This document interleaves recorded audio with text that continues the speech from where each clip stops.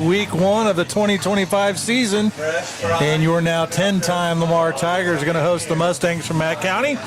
This is Kevin Bull. Welcome you to the first game of the season, and got a new partner in crime this year, Matt Brown. Matt, how you doing this evening? Doing great, Kevin. Just excited to kind of be a part of this deal, and been a long-time Tiger fan, and had some kids on the field and on the sideline the last 14 years or so. So big-time fan, just excited for the energy and everything all the fans have, and just excited to just be a part of everything.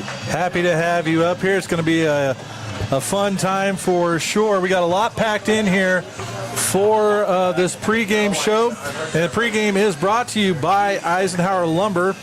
For all of your lumber, plumbing, paint, and everything else you need for your home or business, go visit them on Gulf Street in Lamar. We'll get to the pregame interview with Coach Bshore. Going to unpack a lot. That's actually going to be in 2 segments between some commercial breaks. But a special night here at Thomas M. O'Sullivan Stadium, because the field will be dedicated to Coach Scott Bailey. I don't think you're going to find a better head coach that will roam the sidelines in the state of Missouri. He's definitely on that Mount Rushmore, and I think there's a lot of people that would compare his resume versus about any other coach throughout the U.S. when it comes to high school football. So, special man that's getting his well-deserved credit tonight, and it's pretty cool to see that sign across the field from us, because it's well-deserved. We'll touch on that a little bit more, but we're going to get right into it with the coach's interview with Coach Bshore. So here is part 1. All right, Tiger fans, here with Coach Bshore, and doing the math in my head real quick. This is already the start of year number 6 for you, and yes, sir. That flies by. So, we didn't have a chance to speak at the end of the last game. You couldn't have asked for much better. That your team was in a hard-fought ball game with Fair Grove, and you guys probably ran the most perfect 2-minute drill that I've seen Lamar run and maybe ever to win that game, and defense holds, and there you go. But a couple of quick final thoughts on that team and what that season meant for you guys. I mean, it's hard to put in words even now. You got a season of ups and downs and a lot of adversity. Going 5-4 in the conference, which is something we haven't done really long time, and just encapsulating that whole season in a drive and a game that we had to fight through adversity and overcome circumstances that a lot of teams don't. That kind of summed it all up, really. We got healthy towards the end of the year, or healthy enough, and overcame some really good teams that had us beat at times. Played us really close games, and I mean it's just hard to put in words. It's probably the most proud I've been of a team to overcome all of that, because our program is used to such a high level of success. 10 win seasons. Going into districts and one or two losses at the most, but our kids overcame a 3-loss streak and still bought into me and our coaching staff and each other, and was able to string together a great championship season. And no one remembers that stuff.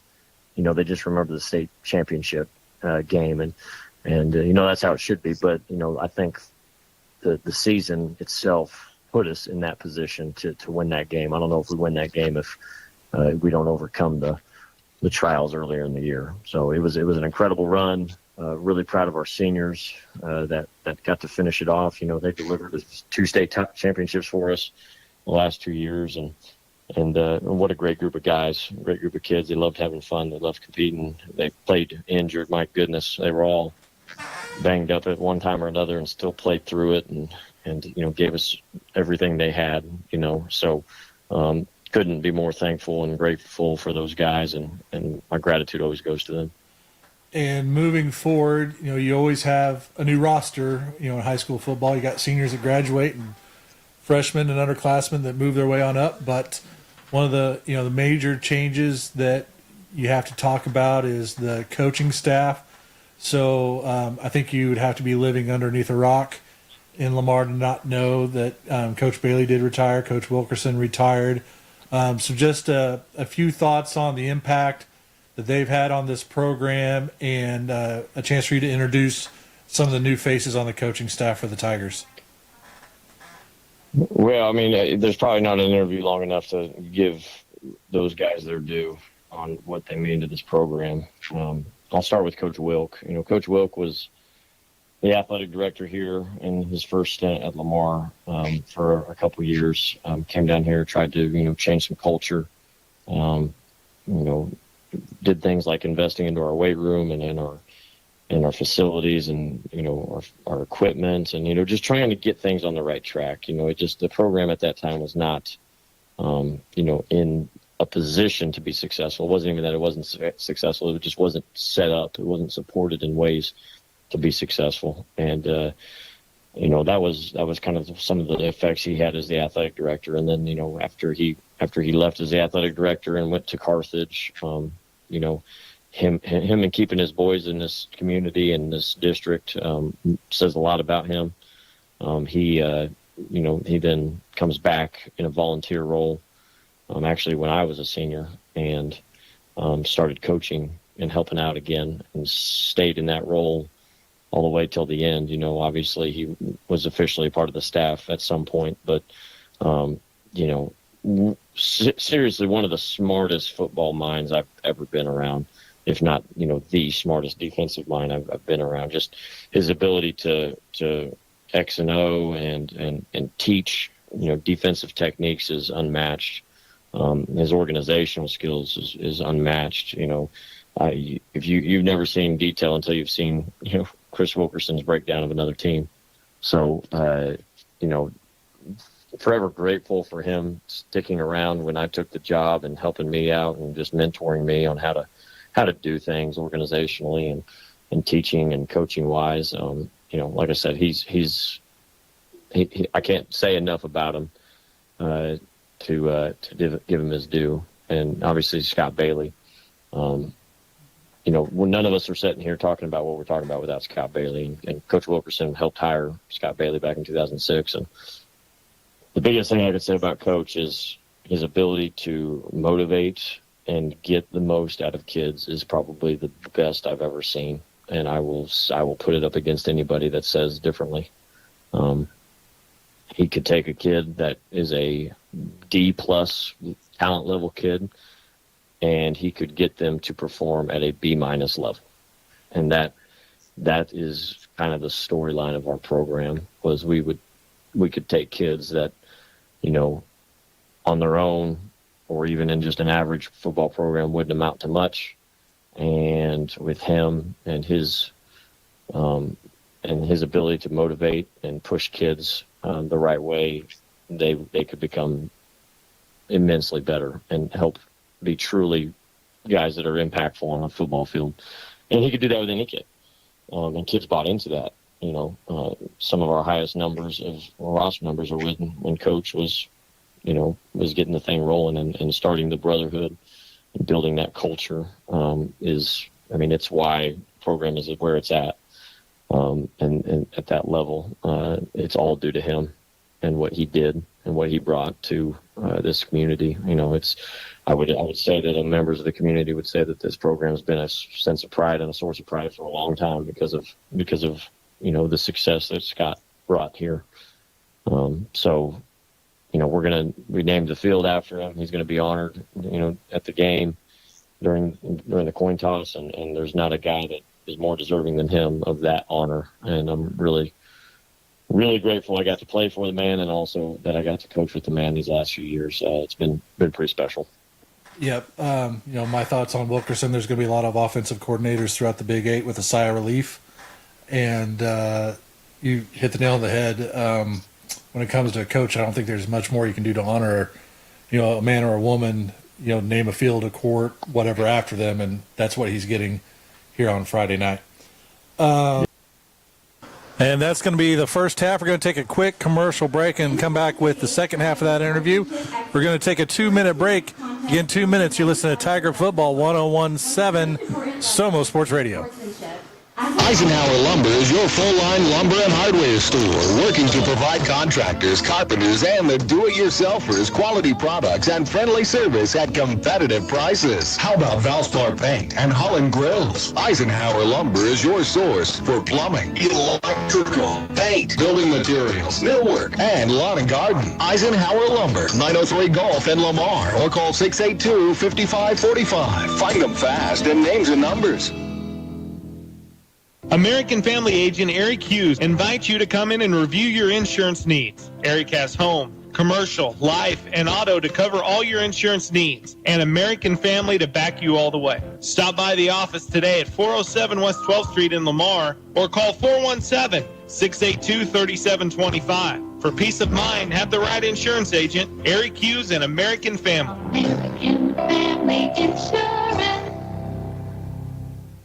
Beauty's Custom and Collision can customize your prize ride. Bring it back from what it was to what it can be, and to any extreme you can imagine. Chopped, lowered, painted, or back to original glory. Beauty's Custom and Collision also does basic to extreme repairs on your everyday driver. If you've had a fender bender or a major crash, Beauty's can put it back just like it was. They work with your insurance too to make sure everything's taken care of. Beauty's Custom and Collision treats your car just like it was their own. East of Lamar on 160, then straight on Highway E. Give them a call, 417-537-0018, or check them out on Facebook. Beardy's Custom and Collision. That's Beardies, Custom with a K and Collision.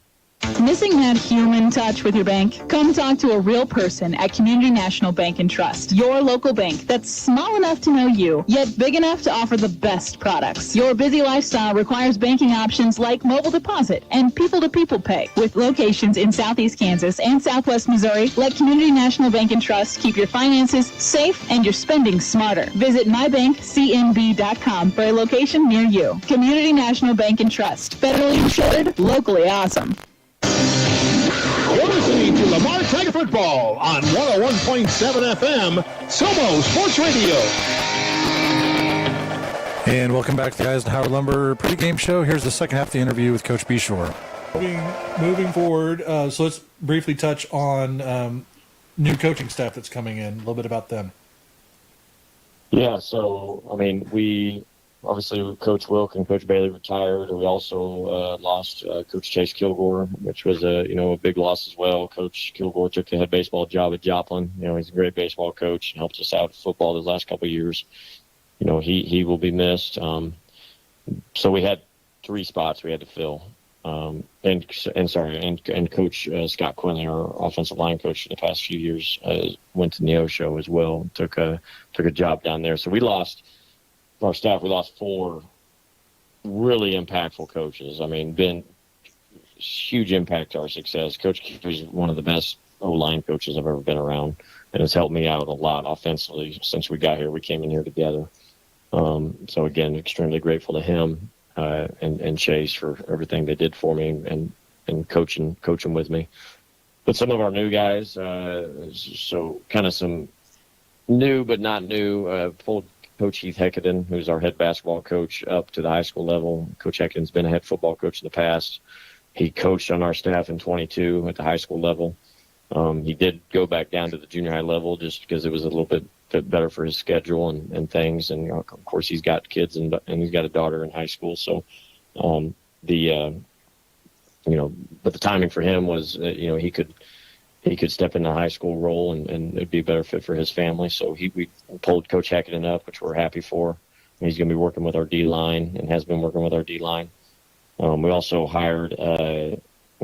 pulled up Reed Davis, who was a junior high coach for us the past couple of years, or last year, sorry, not the past couple of years, but last year. And Coach Davis is a Butler alumni and has coached it out in Mack County.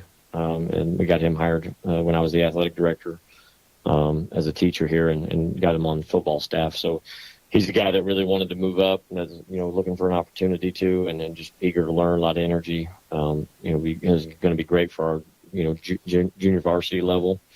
And I'm excited to see what he can bring to the table. And then lastly, we hired Jacob LaSalle from Bolivar High School, where he was at previously.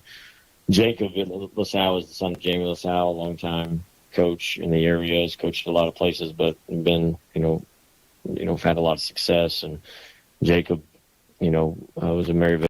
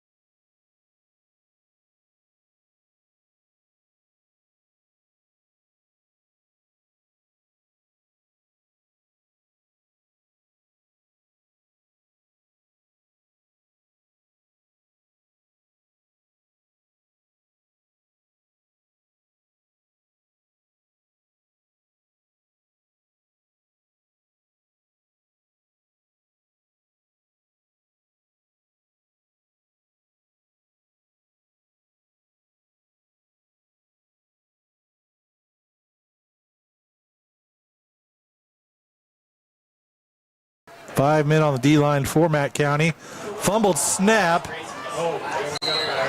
And it looks like Lamar recovered it. Looked like a pretty good snap, just whatever reason, just hard to get a hold of there. So those kinds of things happen. First game, first night jitters. Tigers look good thus far. Lots of energy. And it's pulled together for 3rd and long here. 3rd and 9.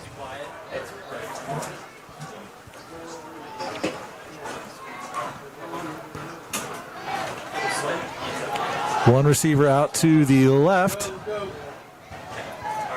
8 seconds on the play clock. Tigers still sorting out. 5 seconds left. Barely get the snap off. Reverse to Ansley. He's got some room. He's at the 30. He's at the 40. He's got the first down. Spins around and brought down near the 47-yard line. Coach Bshore dials up a great call on a third and long, and Taryn Williams takes the initial snap and hands it off to Ainsley, and just wide open room around the left side. That first down brought to you by Stevens Automotive. I feel remiss. I forgot to give Nathan Mayberry a shout out for the defensive stop. Give him a call for your next mortgage, 417-214-9119.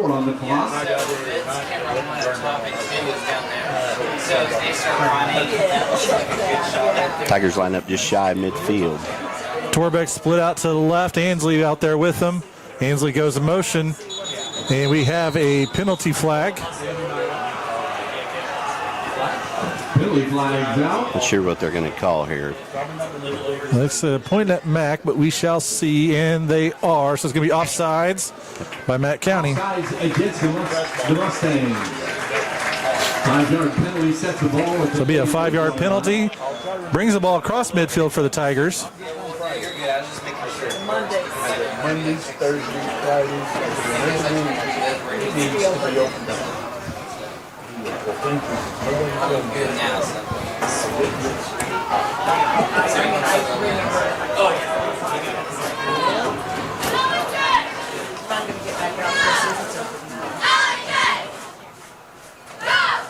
Wolf with the ball. He's got room around the right side. Got a little bit of daylight, one man to beat, and shoved out of bounds, but not before he gets a first down. A little bit of misdirection at the O-line. The O-line play, like we talked about, is so important, but Lamar does an excellent job lots of times disguising their blocks. You'll see us line up in a bunch of different formations, or just a few formations, but block in a bunch of different ways. And if the opponent's ever watched any film or anything like that, lots of times it's real easy to trick them, and that's what Braden Wolf did that time. Ball at the 33. Another first down brought to you by Stevens Automotive. First down and 10 Tigers. One receiver out to the left. They got Taryn Williams joining Wolf in the backfield. Going to be a handoff to Williams. Gets through the line of scrimmage, pushing forward. Big guy to bring down. And he gets the ball down to, looks like the 26. Taryn Williams just does what Taryn does. If you looked at this kid, he's 6'4" and just kind of looks like a beanpole. But as I've talked to some guys today, just so deceptively strong. And he showed that time. About 4 McDonald County tacklers thought they had him, and he just kept driving those legs and gets a good gain out of it. He is a heck of an athlete. You look at what he did at state and discus. Scratch, state champion. Third in the nation at the AAU meet this summer. Yes, quite an athlete. Same formation for the Tigers. Parker goes into motion. Wolf keeps the ball. He's got Williams blocking for him. Trying to get around the line of scrimmage. Not a whole lot there. Looks like it's going to be no gain. It's one of those instances where some of the O-line blocked up a field. They do too good a job initially and just moved on to that second level a little too quick and let that Mack County D-line come in and close it up. So 5:51 left in the first quarter. Tigers 7, Matt County 0. Tigers are marching down the field, but it's 3rd down and 3. Williams and Wolf in the backfield. Torbeck split out to the right.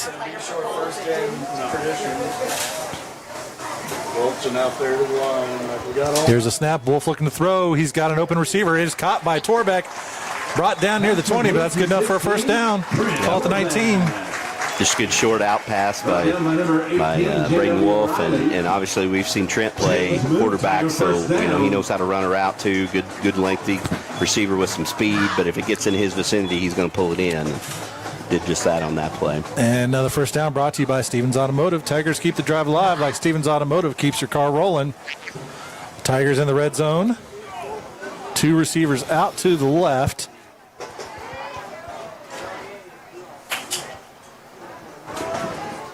Wolf in shotgun. Going to be a handoff. Looking around the left side, trying to find some room, but the defensive line is right there. It's going to be a loss on the play. Jaden Moore, 22. 22, Jaden Moore gets the handoff that time, and just kind of the same kind of thing, gets out there and just didn't have the blockers there in front of him, and just kind of gets swallowed up. And they're on the stop, lost a couple on the play. So that brings 2nd and 12. 12 Tigers.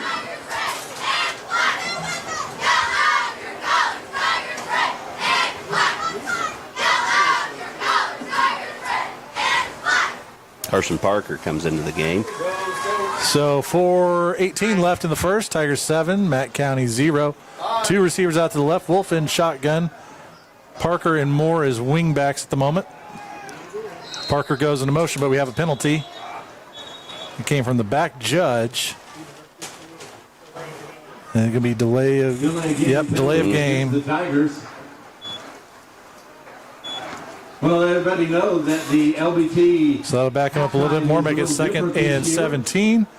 And those calls, Lamar's always kind of been on the edge on some play calling. But when you got a lot of guys out there in new positions, it makes that a little bit rougher. And the Tigers got to take a timeout to talk about this. So we're going to take a 30-second break. We're going to take 30 seconds. You're listening to Tiger Football, 101.7 Somo Sports Radio. At Harvest Bank, we believe that farmers grow up.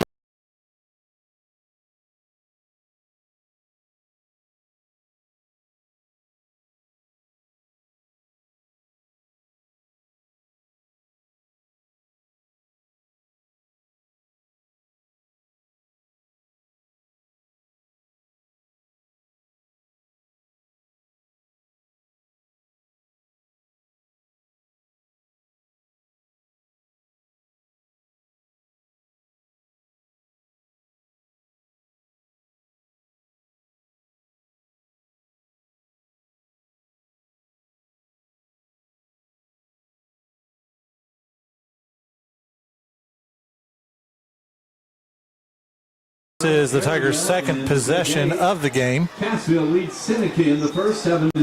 Cassville is beating Seneca right now 7-6. That reminds me, I forgot to load up my score stream for all the Big 8 action, but I'll get that during halftime for everybody. Grove over Mountain Grove in the first 6-0. I'll just try to eavesdrop on old Bob up here in the booth. All right, 2 receivers split out wide each side. Wolf in shotgun. Williams goes in motion left to right, looking to pass the ball. Wolf uncorks one. He's got a receiver open, caught at the 5, pushing his way down, and there's a fumble. It's a fumble at the end, but I think Lamar recovered. Pass is complete to 45. Coach Bshore talked about some new faces, new names, bringing to the offense. That was 45. Brendan Jones with a nice catch, and just had, first night jitters or whatever it was, but had a little trouble hanging on to it. But Tigers retain possession and brings up first and goal about 3 yards. Yeah, that was Riddick Gordon on the completion. Tigers go into a heavy set here. The old Bone offense. Wolf under center, handoff to Williams, and he's going to be just shy. Looks like they're just giving him 1 yard. The old wishbone sets, just one that the players, especially the linemen, just love to see Coach Bshore call. There's nothing better than just muscling your way across into the end zone, and so the kids really like that when Coach Bshore calls that. So those offensive linemen will say call that 4 times in a row, and we'll get it in there. And they're going to do it at least a second time here.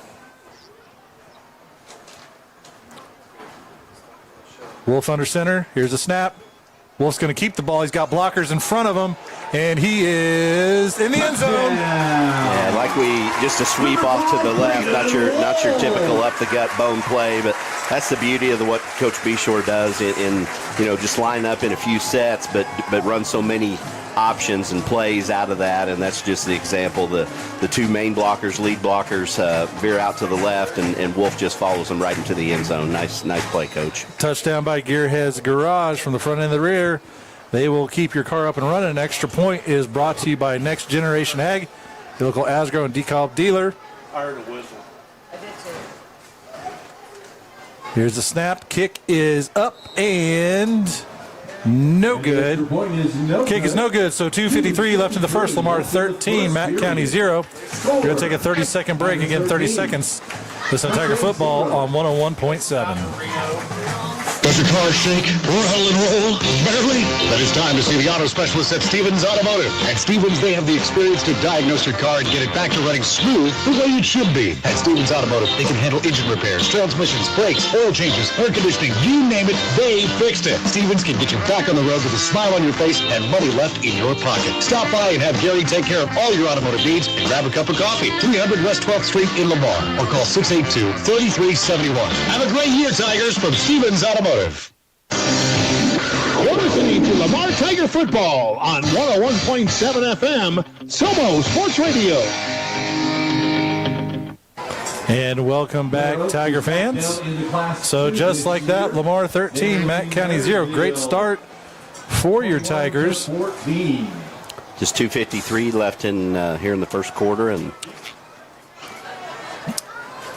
Logan Martin's teeing up the ball for the LBT kickoff. LBT is proud to kick off the new football season with John Gilkey and Brad Williams on the LBT team. Contact them for a new loan.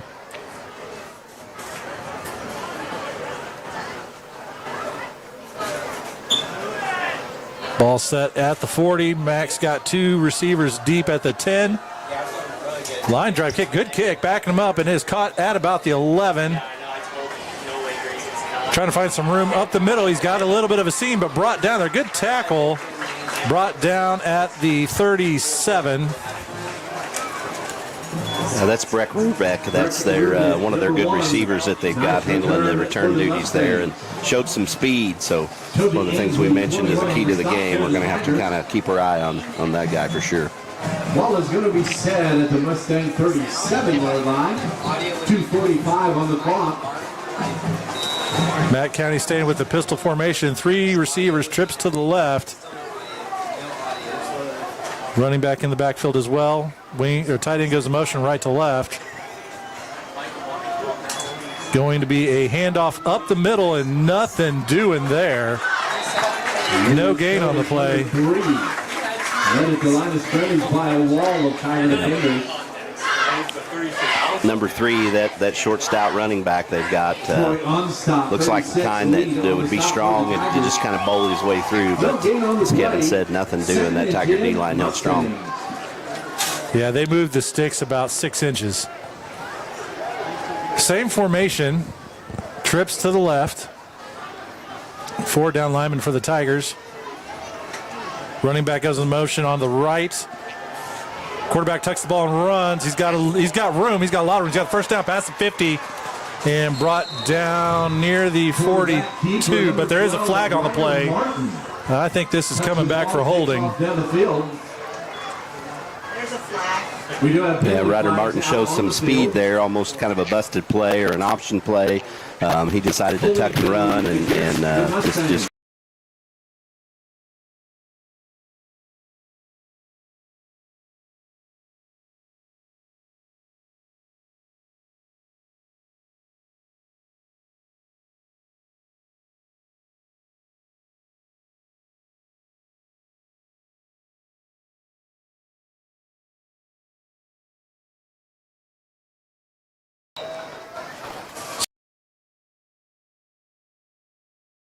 Ball is placed just short of the 30.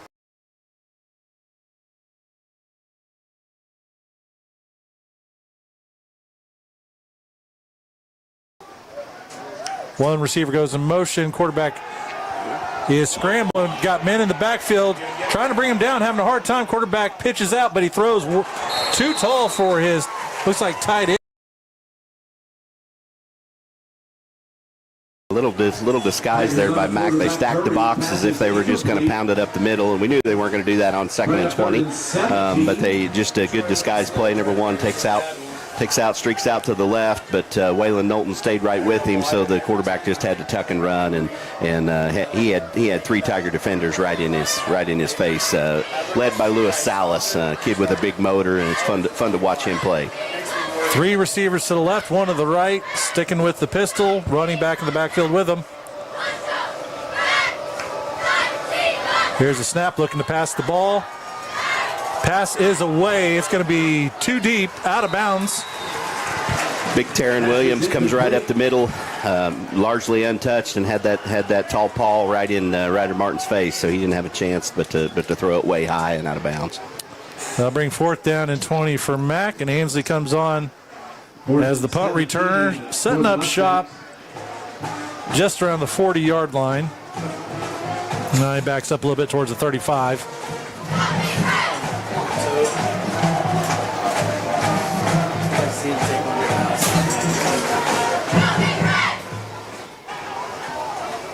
Here's that pass up. Goes off a Mack County helmet, but it is still punted away. Ansley has the ball near the 33, has a little bit of daylight on the right side, and brings it just short of midfield, making its way up to about the 47. One of those dangerous balls that took some kind of funky hops, and Ansley did a nice job of scooping it up and getting 8 or 10 yards out of the game. So. He kept it in front of you for 12 minutes up there. Does it seem like 15? Seems like it's took a long time. Tiger offense comes back out on the field. Ball is on the 47-yard line. First down, 10 Tigers. 1:34 left in the quarter. And that defensive stop is brought to you by Nathan Mayberry, USA Mortgage. For your next home loan, give them a call, 417-214-9119. Torbeck split out to the left, along with Ansley. Wolf in shotgun. 2 wingbacks. Wolf's going to keep the ball up the left side and brought down just shy of the 50. Brayton Wolf, quarterback keeper. Got an update on the Nevada-Monette game going on up in Nevada. Nevada 23, Monette 0. 6 minutes left in the first quarter. Big 8 action. 68, Max Spurgeon. Both in on the stop for the Mustangs. Gain to 3 on the play. Ball just shy of the 50. We'll call it 2nd down and 7. 1 minute left in this quarter. 2 receivers to the left, Torbeck and Ansley. Wolf in shotgun. You got Moore and Parker as wingbacks. Wolf looking to pass the ball. He gets it to Torbeck, and he's got good hands there. He kind of had the ball outstretched, but he's able to tuck it back in. And they're going to say across midfield to the 46. Good just basic pass play, stop and go route. Trent gets up there 5-6 yards, turns, makes the catch, and just met by 2 Mac defenders for a quick tackle, but a good 6-7 yards out of the deal. 3rd and 3 for the Tigers.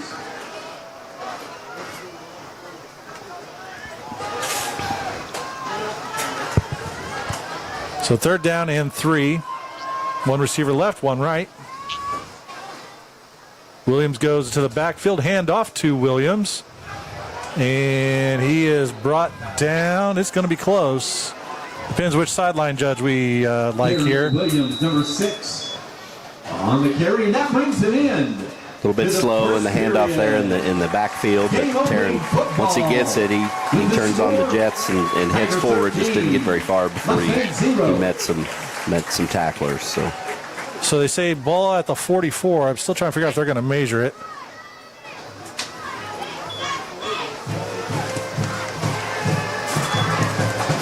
It is the end of the first quarter. We'll tell you what the refs think here. I think it's going to be 4th and 1. So we're going to take a 30-second break as they flip the field around. Again, 30 seconds. Listen to Tiger Football, 101.7 Somo Sports Radio. Hi, Tiger fans. This is Kevin from Bull Insurance Agency. Just like you, we are proud to support our Lamar Tigers. I made that music, too. I want to take a moment to thank all the coaches, assistants, parents, and everyone involved that invests in our kids and community. From youth sports to high school, Your commitment to our players is appreciated. Just like the Tigers, my team at Bull Insurance Agency will work hard to protect what matters most to you. So stop by or visit us online at bullinsuranceragency.com. Meet in the end zone, south end zone. Listening to Lamar Tiger football on 101.7 FM, Somo Sports Radio. South end zone is where the flag And is. welcome back. We're in the second quarter. Tiger offense is going to stay on the field. 4th down and 1. You got Wolf and Williams in the backfield.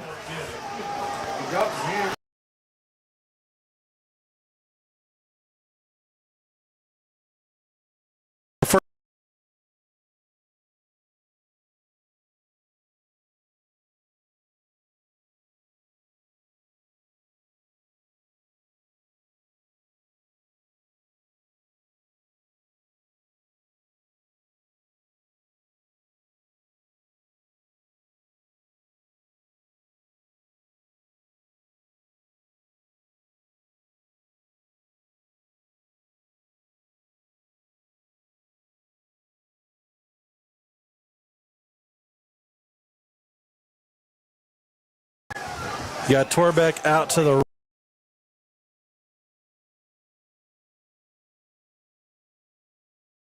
Ainsley goes in motion. We have a penalty flag. I believe delay of game once again.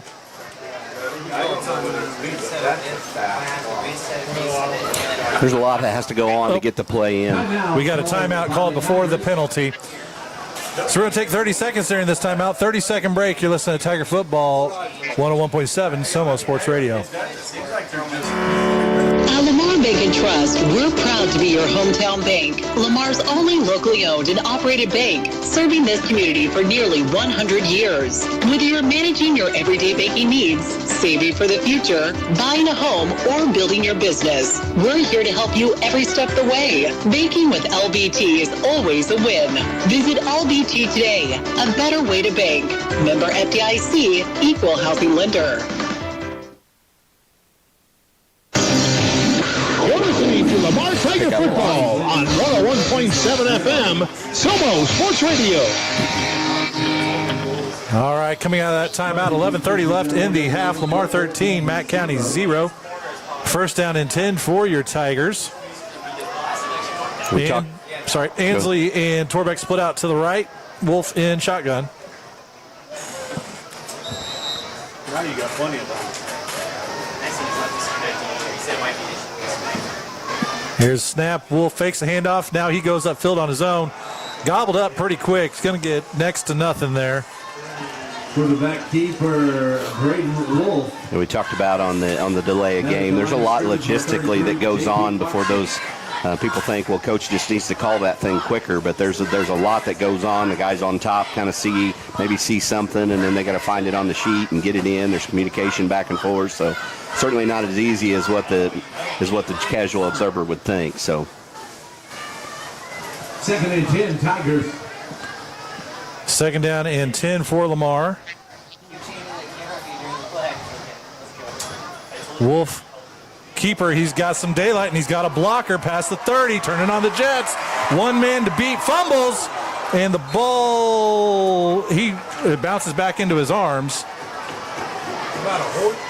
Yeah, he could have thought there was a horse collar there almost, and Wolf's a little shooken up on that play. Brought down to number 12. He got hammered. Yeah, just kind of a slow developing play there for Braden till the blockers. That's one of those that's kind of disguised the blocking scheme. Mac thought we were going to run it one way, and Braden was just able to escape and shows his speed. Excited to watch this kid play. Nice job thus far for sure. Hope he's all right.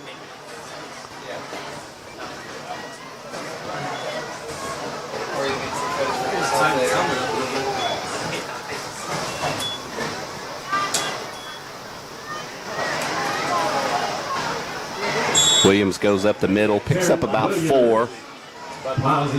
Tackled about a yard shy of the goal line. Hey, take over for a second. I got to fix Chat GPT here. It's throwing me a fit. Kevin tells us we're going to use this AI.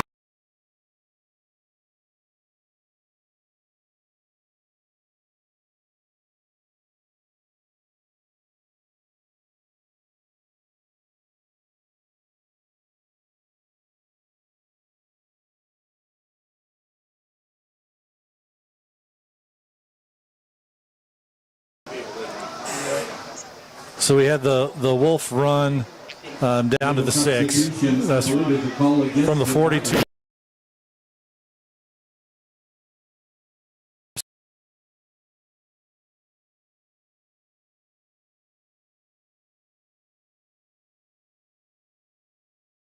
Tigers.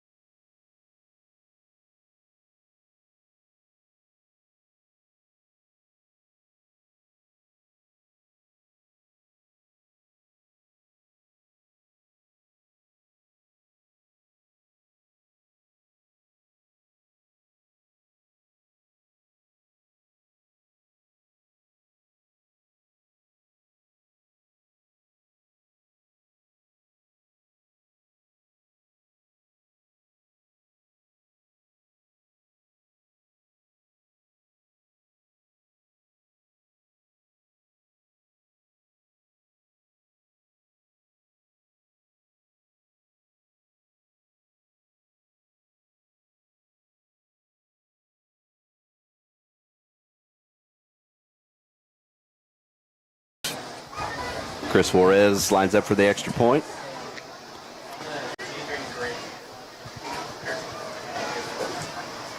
And looks good. Tigers take the lead 20-0, 9:13 left in the second quarter. Left in the second period.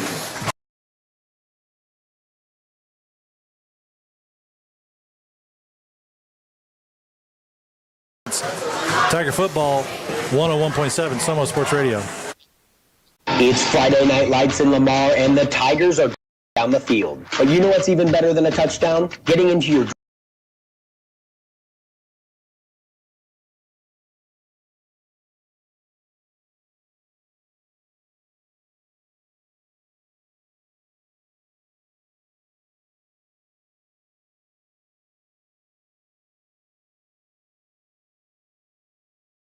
housing lender, not an offer to lend. Subject to approval and additional terms apply. You're listening to Lamar Tiger Football on 101.7 FM, Sumo Sports Radio.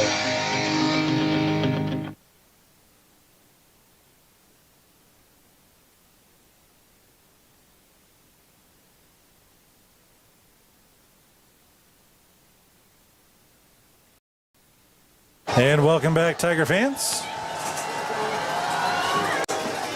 Tigers kick off, caught at the 25, up to the 35. Still has some room. Finally wrestled out of bounds, or corralled out of bounds. Good run back there. Number 18, J.W. Riley with the return for Mack County. Finds a little breathing room on the outside before it just gets pushed out of bounds. Mack will start this time on their own 39. Tiger defense on the field. All right, we're back up and running with the stats. We're good to go. Pistol formation for Mack County. One receiver split out wide to the right near the numbers. Everybody else is close to the line. Two receivers to the left. Looking to pass the ball. Now he tucks and runs up the middle.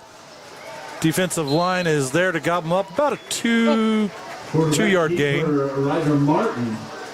Carson Parker shed Sid's blocker from his linebacker position and able to make the tackle, limit the game there. On the top for the Tigers. Good to see Troy Onstad out on the field. Gain of 2, 2nd and 8. Playing at the end of this series. Hey, who's that nose guard, number 11? He's not on the sheet. So 2nd down and 8 for Mack County. Tight end in motion, going to be handoff, trying to get around the right side. He's got some daylight and some wheels. He's got one man to beat, and he has beat him. That is going to be a Mack County touchdown. There is no laundry on the field, so that one's going to be good. So Mack County gets their first points on the board with 8:17 left in the second quarter. Brody Ressler typically lines up at receiver, and they run this play. And certainly shows his speed. Just got the outside edge and just flat out ran defensive backfield. Nice play by McDonald County.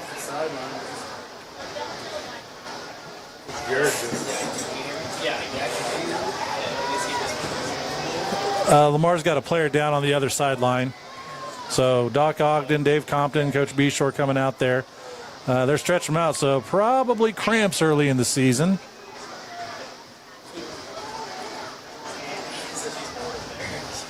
One of those things that you always battle in August for sure. We're lucky we don't have just a super hot night tonight, but certainly one of those things. It's this time of year you'll see the kids on Friday carrying around their milk jugs and full of water and just trying to hydrate as much as you can, but doesn't seem to, whatever you try to do to prevent it, you're always going to see some on Friday night. Big round of applause, Trent Torbeck. That's Trent Torbeck. He's gingerly walking back to the sideline under his own power. Again, we want to thank Dr. Ogden and sports trainer Dave Compton for all they do. They've been doing this for years. I know Doc Ogden, he donates his time. I mean, obviously has a vested interest with his son out there on the field, but he's looked over Lamar players a lot longer than Gavin's been on the field. And, man, Dave Compton's been doing that forever. I can remember him when I was in high school, whenever he first started off. So he's been helping local teams for a long time. We appreciate all they do. 10, Stephen Benhuma lined up to kick the PAT for Mack County.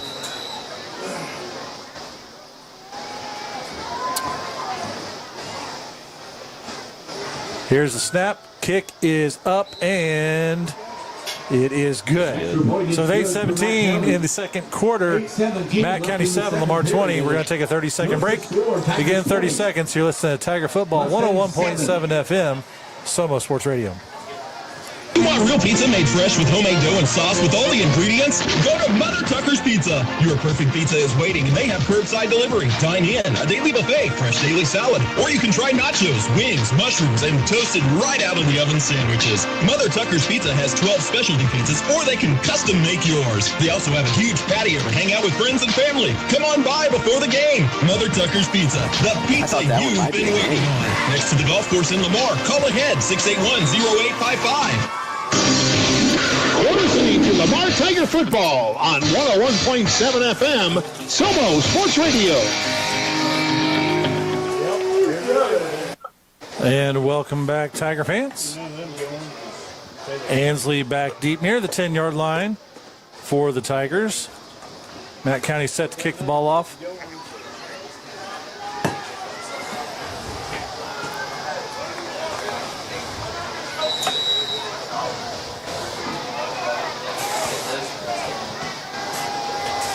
Kick is away, caught about the 7-yard line.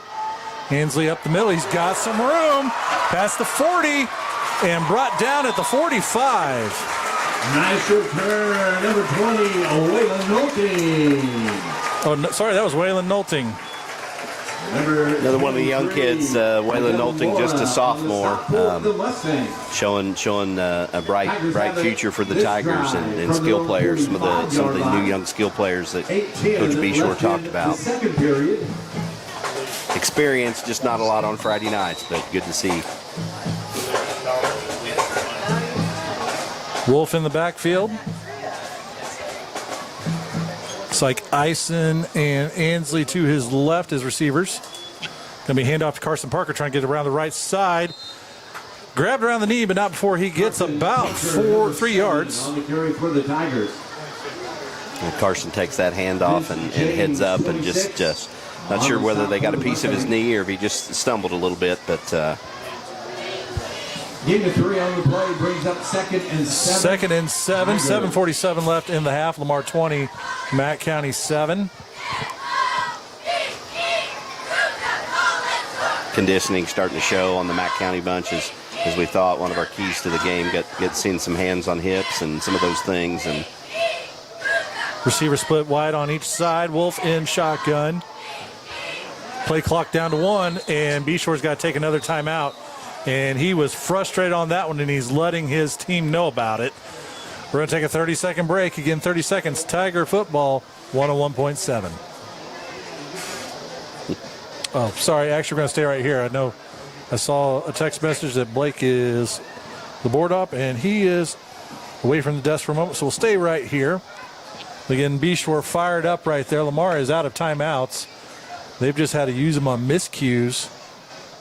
Just one of those things as we've talked. First game of the season, lots of new personnel, especially at the skill positions.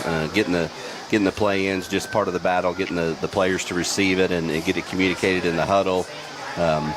Just all challenging things that we can no doubt expect to get smoother and easier as the season goes on.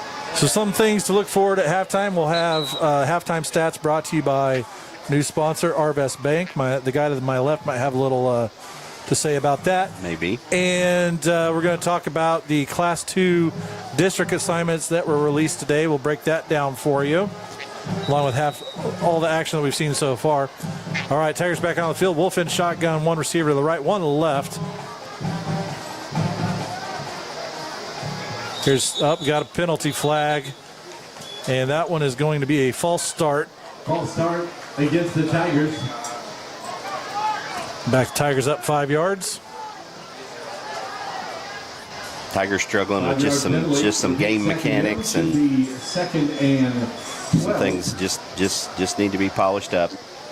Sometimes, unfortunately, these things just kind of compound themselves, and you get behind the chains now. Second and about 12 to go for the Tigers. All right, Ansley to the right, Ison to the left. Wolf in shotgun. Torbeck still on the sideline. He's walking a little bit easier than he was a few moments ago, so that's good to see. Ansley goes in motion. Wolf's going to keep the ball. He's got blockers. He's across midfield, and he is brought down at the 44. Good enough for a first down. Again, just fake that handoff to the back, the wing back that was streaking across, but also the O-line blocked it as if they were going to hand off, and that just freed up Braden Wolf to dash to the right. Very similar play, I think, to his big gain just a few plays ago, Kevin.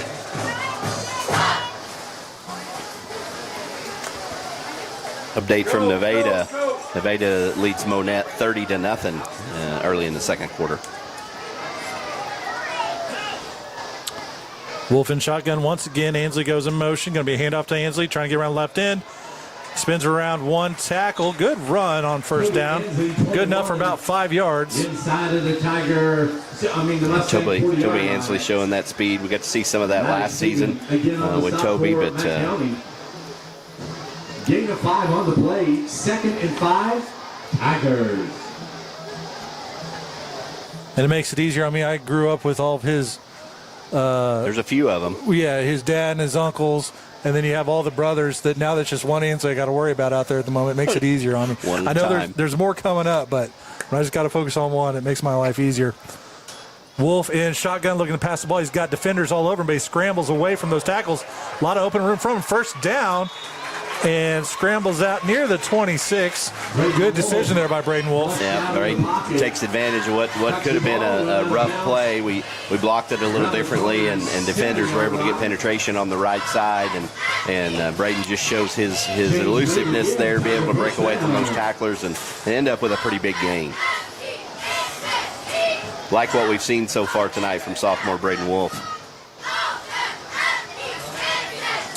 Wolf is already over the century mark on yards so far this evening. First down brought to you by Stevens Automotive. Wolf looking to pass the ball. Now he tucks and runs. But he's going to be brought down for, looks like a little bit of a loss. Brought down by number 12, Ryder Martin. Ryder Martin, the quarterback and defensive back for Mack County, playing both ways, able to come up and make the tackle. Call it no gain.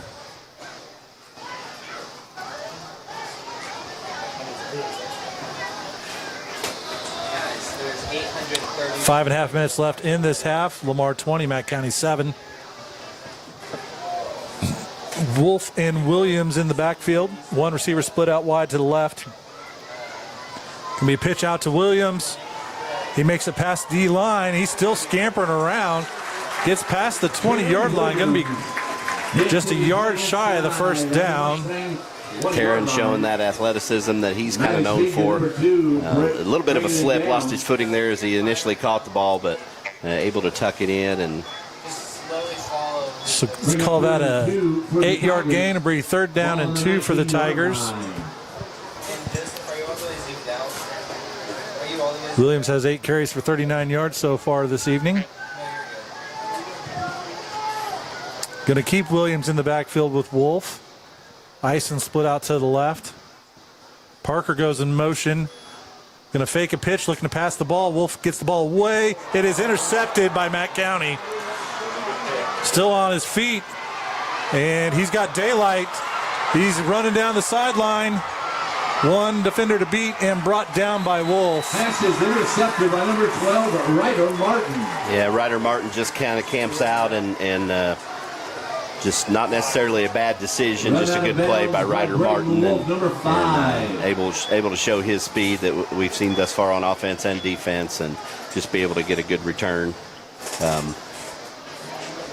Shout out to Braden Wolf, though. Not only did, made his mistake, but did not quit. Sprinted down the field and ends up making the tackle on Ryder Martin to save a touchdown. So that's the kind of things that we like to see in Lamar players. And you make a mistake, especially as a sophomore, just learning this game, just being committed to, correcting and just playing for his teammates on the field, making that tackle. So 1st down and 10 for Matt County. Just over 4 minutes left in this half. Going to be a handoff to Soas. He gets past the line of scrimmage. He gets down to about the 30, or sorry, the 20. Number 3 carrying for Matt County. Brought down by 20, Waylon Nolte. Gain of 5 on the play. That's 3 carries and 10 yards for Soas so far this evening. Just under the 4-minute mark in the left to play in the half. I had that running back last year who it was. One receiver split out wide left, one wide to the right. Now he comes into the formation. Quarterback in the pistol.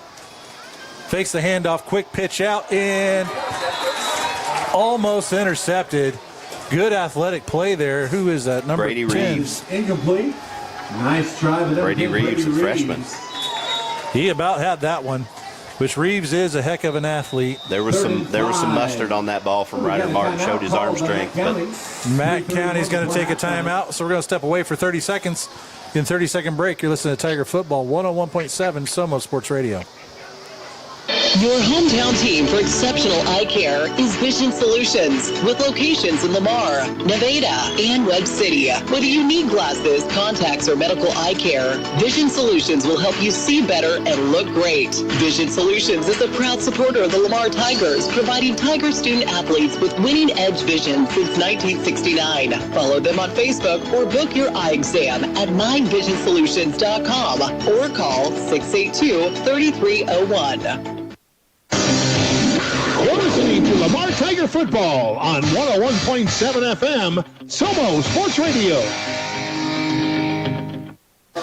And welcome back, Tiger fans, to Scott Bailey Field at Thomas M. O'Sullivan Stadium. Couldn't ask for a prettier night for opening weekend of football. 3.5 minutes left in this half.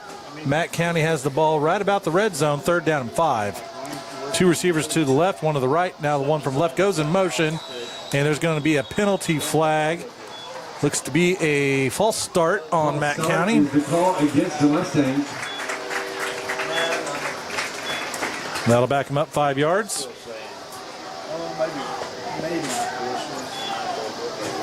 Third and 10. Ball on the 25.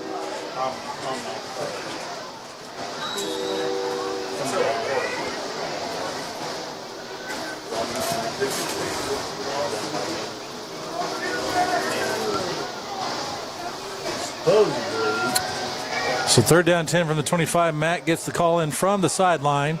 9 seconds left on the play clock. 2 receivers right, 1 left. Quarterback in pistol. Looking to pass the ball. Now he tucks. He runs to his right side. He's got some heat. Passes away and caught.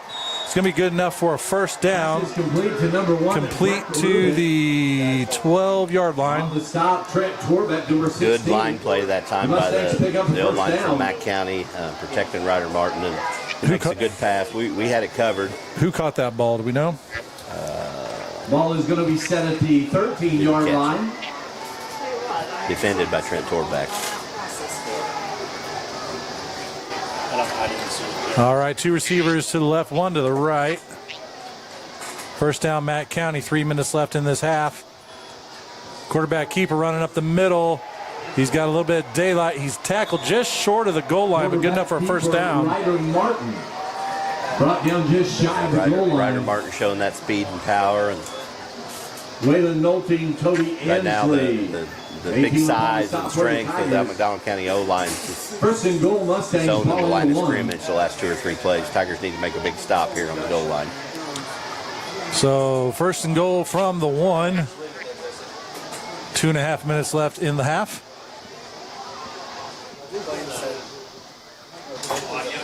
And Soas with the ball, and he is in. Mustang. Number 3, Leo Soas.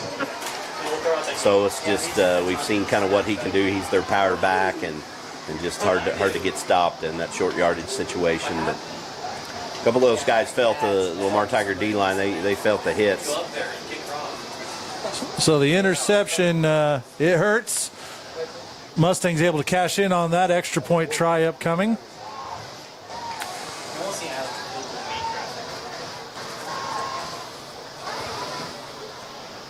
Snap is there. Kick is in the dirt. No good. And the extra point. I don't know if that ever made it 6 inches off the ground. 2:26 left before halftime. Again, lots of mechanics have to happen and go right to get these PATs in the high school football game. Didn't work that time for McDonald County. Yep, that brings the score. Lamar 20, Matt County 13. 2:26 left in this half. Going to take a 30-second break. You're listening to Tiger Football 101.7 Somo Sports Radio. Eisenhower Lumber is your full-line lumber and hardware store, working to provide contractors, carpenters, and the do-it-yourselfers quality products and friendly service at competitive prices. How about Valspar Paint and Holland Grills? Eisenhower Lumber is your source for plumbing, electrical, paint, building materials, millwork, and lawn and garden. Eisenhower Lumber, 903 Gulf in Lamar, or call 682-5545. Find them fast and names and numbers. You're listening to Lamar Tiger Football on 101.7 FM, Somo Sports Radio. And welcome back, Tiger fans. Matt County 13, Lamar 20. Lamar set to receive this kickoff. Looks like Ansley and Nolting back near the 12-yard line. Going to be a line drive kick picked up at the 26. Was that Brent Torbeck picks that up. On the return for the Tigers. Yeah, not a great kick. Trent Torbeck, Andrew Bogart, number 32 on the stop. Does a nice job fielding it and getting a little bit of a gain out of it. Going to mark that up to the 35.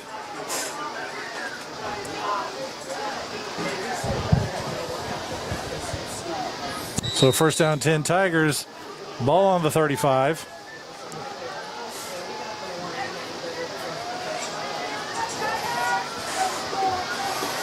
Ansley split out wide to the left. Torbeck back into the right. Wolf with the pass. It is knocked down by D lineman. D-line gets some penetration from Matt County that time and just able to get right through and get their hands up just in time to knock down that pass. And that was Bshore showing Wolf that he's got faith in him, letting him know the next play call being a pass play.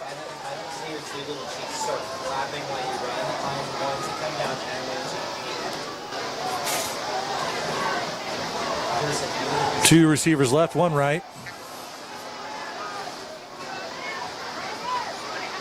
Ansley in motion. Fake the handoff. Wolf with the pass to nobody home. Kind of a broken play. He had a lot of pressure, but there was nobody in that spot of the field where he tossed the ball. Two pass plays in a row, uncharacteristic of Coach Bshore. Trying to mix up and show some different looks. See what we dial up here on 3rd and 10.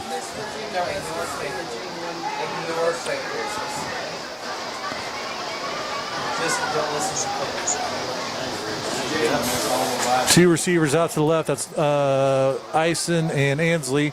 Torbeck to the right. Wolf by himself in shotgun. Play clock down to 4. Looking to pass the ball again. Wolf's got a receiver. Torbeck is not able to get there. Right idea. If Torbeck has another step, He's got that one. But that's going to be a 3 and out for the Tigers. Great ball by Braden Wolf. Just misjudged the distance just ever so slightly and just overthrows Trent Torbeck just a little bit. But Tigers will punt. So, yeah, not your normal Tiger drive with a 3 and out with 3 incomplete passes, but is what it is. Looks like Torbeck will be on to punt. Return man is just shy of the 35. Good punt. It's going to back him up, taking the Lamar bounce. Still rolling. Great punt. To about the 11-yard line. Kudos to Kyler Ison hustling down the field in that headhunter position and gets just right there on top of the ball. Just doesn't allow Mac to pick it up and take some good Lamar bounces. Nice boot by Trent Torbeck as well. So they're going to make Mac work with a long field with just under 2 minutes left. Mac County does have 2 timeouts left. And this is where the D-backs are going to have to stay home and not give up the long ball here. They haven't really burned us on the pass play like we thought they might. Just need to continue to play with discipline, and it's time for the D-line to step it up. And Matt County just burned one of those timeouts. So leaves them with 1. We're going to take a 30-second break again. Water break. Quarterback was cramping. Okay, so no, still time out, I believe. Yeah. We'll just stay right here.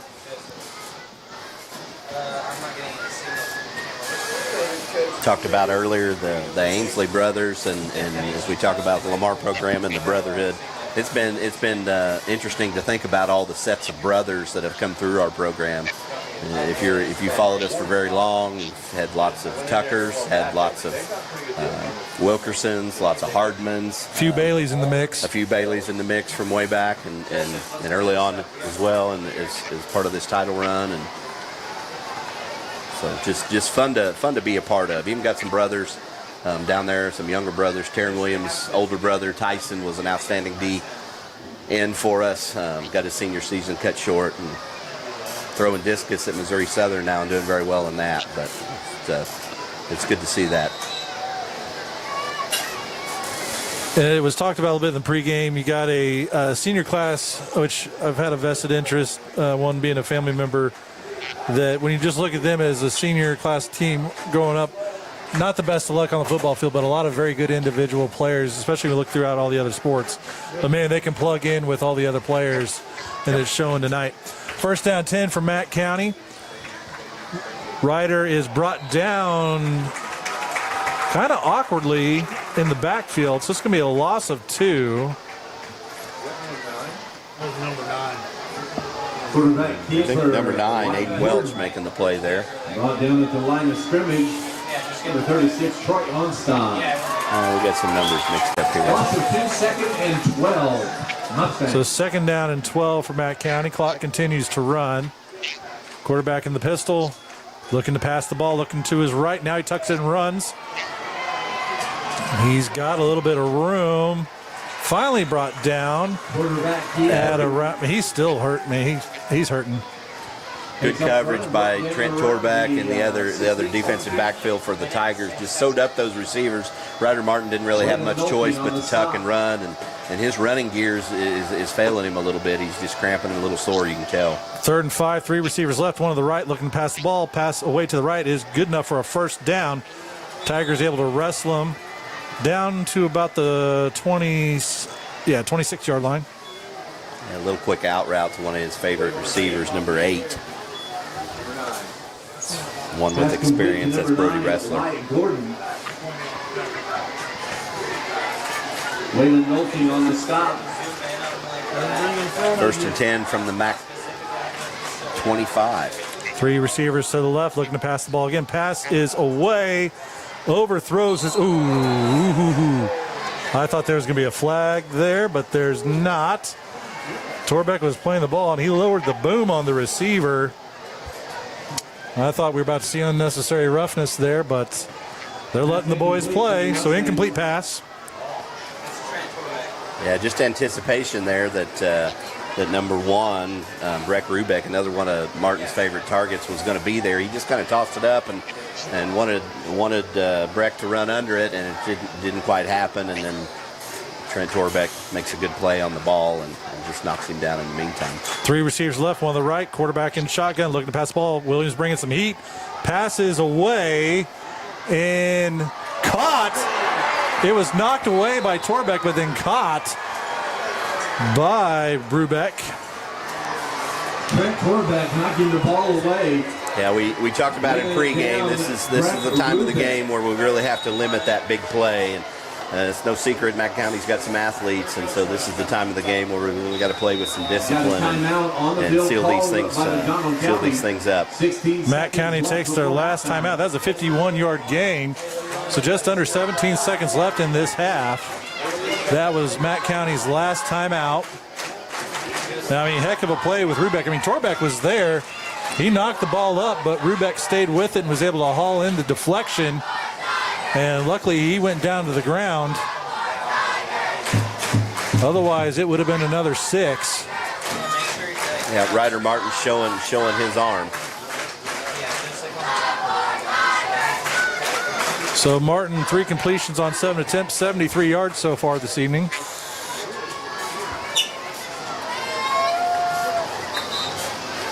First down 10 at the 23 for the Mustangs. 2 receivers to the left. First down Mustangs. 1 split out to the right. 3. Martin in shotgun with running back on his hip.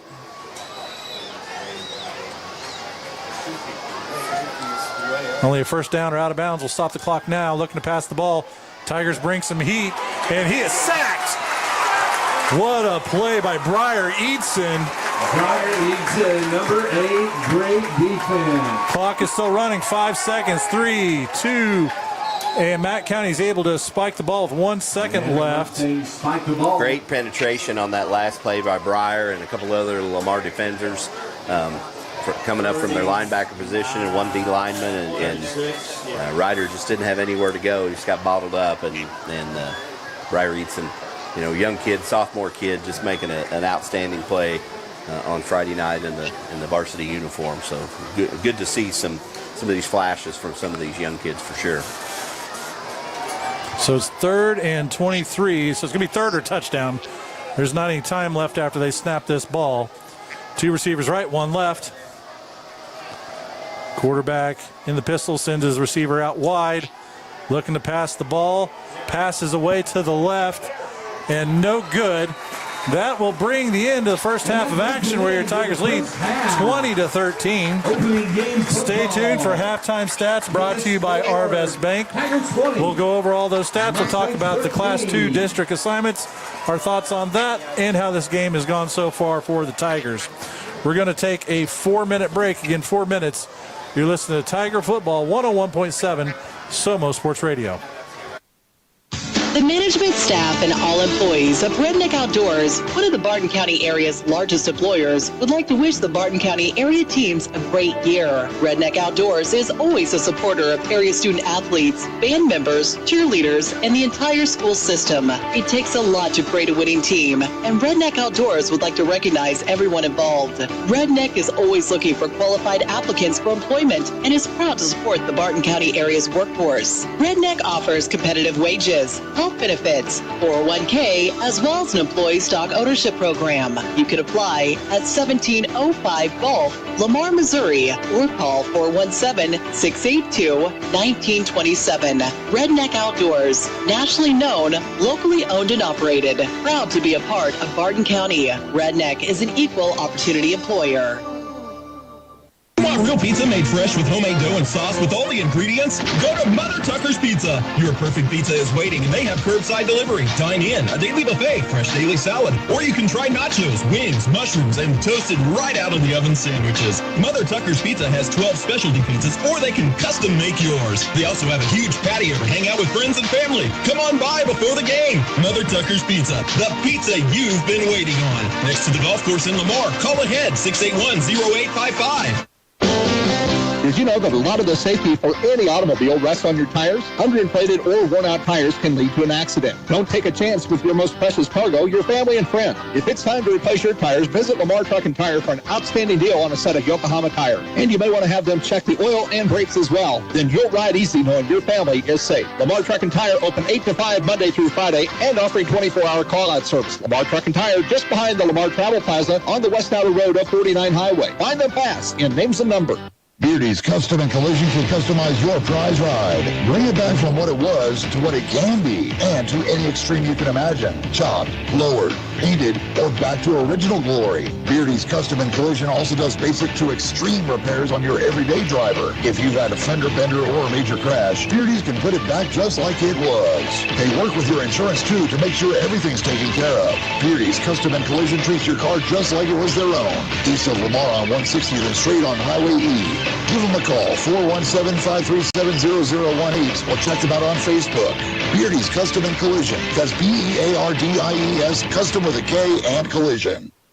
You're listening to Lamar Tiger Football on 101.7 FM, Somo Sports Radio. And welcome back, Tiger fans. Halftime break here. Tigers lead 20-13. And Matt, if you'll hit that ad read for me. Let me get there. Yeah, tonight's stats and highlights are sponsored by Our Best Bank, proud supporter of the Lamar Tigers and the folks who impact our communities. Offering tailored financial solutions, Our Best helps farms, families, and communities thrive. All right, so here we go. Halftime stats. We'll go over the actual stats and we'll go over the drives. So starting off for Lamar rushing, Wolf 10 carries for 136 yards and 2 touchdowns. Williams 8 carries, 39 yards and a touchdown. Ansley 2 carries for 23 yards. Jaden Moore 2 carries minus 1 yard. And Carson Parker 1 yard for 3 yards, or 1 carry for 3 yards. So rushing as a team, Lamar 23 carries, 200 yards and 3 touchdowns. So that part sounds like Lamar football. Passing wise, Wolf 2 completions on 9 attempts for 30 yards and 1 interception. Receiving wise, Torbeck 2 catches, 11 yards. Gordon 1 catch, 23 yards. On special teams, Juarez is 2 for 3 on extra points. Torbeck 1 punt return for 54 yards. On kick returns, Wolf has 26 yards. Nolting 38 yards, Torbeck 9 yards. And on punt returns, Ansley 37 yards. Lamar has 2 penalties, a false start and delay of game, and then 1 turnover with that interception. For the Matt County Mustangs rushing, Wrestler has 1 carry for 58 yards and a touchdown. The big boy So has 4 carries, 11 yards, 1 touchdown. So the defensive line's done a good job bottling him up because he looks like a bowling ball out there. He sure does. Ryder 3 carries for 16 yards. Martin 1 carry for 3 yards. Gordon 1 carry for 1 yard. So rushing wise for Matt County, 10 carries, 89 yards for 2 touchdowns. Passing, and most of this came right at the end. Ryder 3 completions on 9 attempts for 73 yards, 51 of those coming there near the end. He's been sacked 1 time for minus 13 yards. He had to spike the ball to stop the clock. As you heard just a minute ago, receiving wise, Wrestler 1 catch for 9 yards. Rubeck 1 catch for 51 yards. The other one, we didn't catch the fellow's name, so we don't have him on the stat sheet. Special teams, they're 1 for 2 on extra points, 38 yards on kick returns, and 2 punts. They were both returned by Lamar. Penalty-wise, they have 3 holding, false start, and offsides, and no turnovers. Ladies and gentlemen, for your halftime for your drives, in the first quarter, Lamar, Wolf with the 55-yard touchdown run. The Warriors' extra point was good, so 3 plays for 68 yards. That brought the score Lamar 7, Matt County 0. Lamar's next drive, Wolf with a 2-yard run. Extra point was no good by Juarez. 10-play, 72-yard drive, brought the score 13-0. And then Matt County got on the board, 2 plays, 59 yards. Capped with the Wrestler 58-yard touchdown run. The extra point was good. That brought the score Lamar 13, Matt County 7. In the second quarter, Lamar started the scoring. Williams with a 1-yard touchdown run. The Juarez extra point was good, so that was 7 plays, 55 yards. Brought the score Lamar 20, Matt County 7. And then Matt County finalized the scoring in the first half. A 7-play, 25-yard drive after the interception return, capped off by a Soas 1-yard run. The extra point was no good, and that brings us to where we are right now with a score of Lamar 20, Matt County 13. Matt County will receive the ball at the start of the second half. Those are your halftime stats, brought to you by Arvest Bank. We are going to take another break. When we come back, we're going to discuss the Class 2 district assignments, kind of give you a lay of the land. We'll look at halftime scores throughout the Big 8, and we'll kind of take off from there. Again, a 4-minute break. Again, 4 minutes. You're listening to Tiger Football, 101.7 Somo Sports Radio. At Lamar Bank and Trust, we're proud to be your hometown bank, Lamar's only locally owned and operated bank, serving this community for nearly 100 years. Whether you're managing your everyday banking needs, saving for the future, buying a home, or building your business, we're here to help you every step of the way. Banking with LBT is always a win. Visit LBT today, a better way to bank. Member FDIC, equal housing lender. Hi, Tiger fans. This is Kevin from Bull Insurance Agency. Just like you, we are proud to support our Lamar Tigers. I want to take a moment to thank all the coaches, assistants, parents, and everyone involved that invests in our kids and community. From youth sports to high school, your commitment to our players In Lamar, or call 682-3371. Have a great year, Tigers, from Stevens Automotive. Some things in life you can just rely on, like the comfy fit of a favorite pair of jeans and the tried and true performance of a new home comfort system from Rude. So here's to reliability, built into everything we do. Rely on Rude.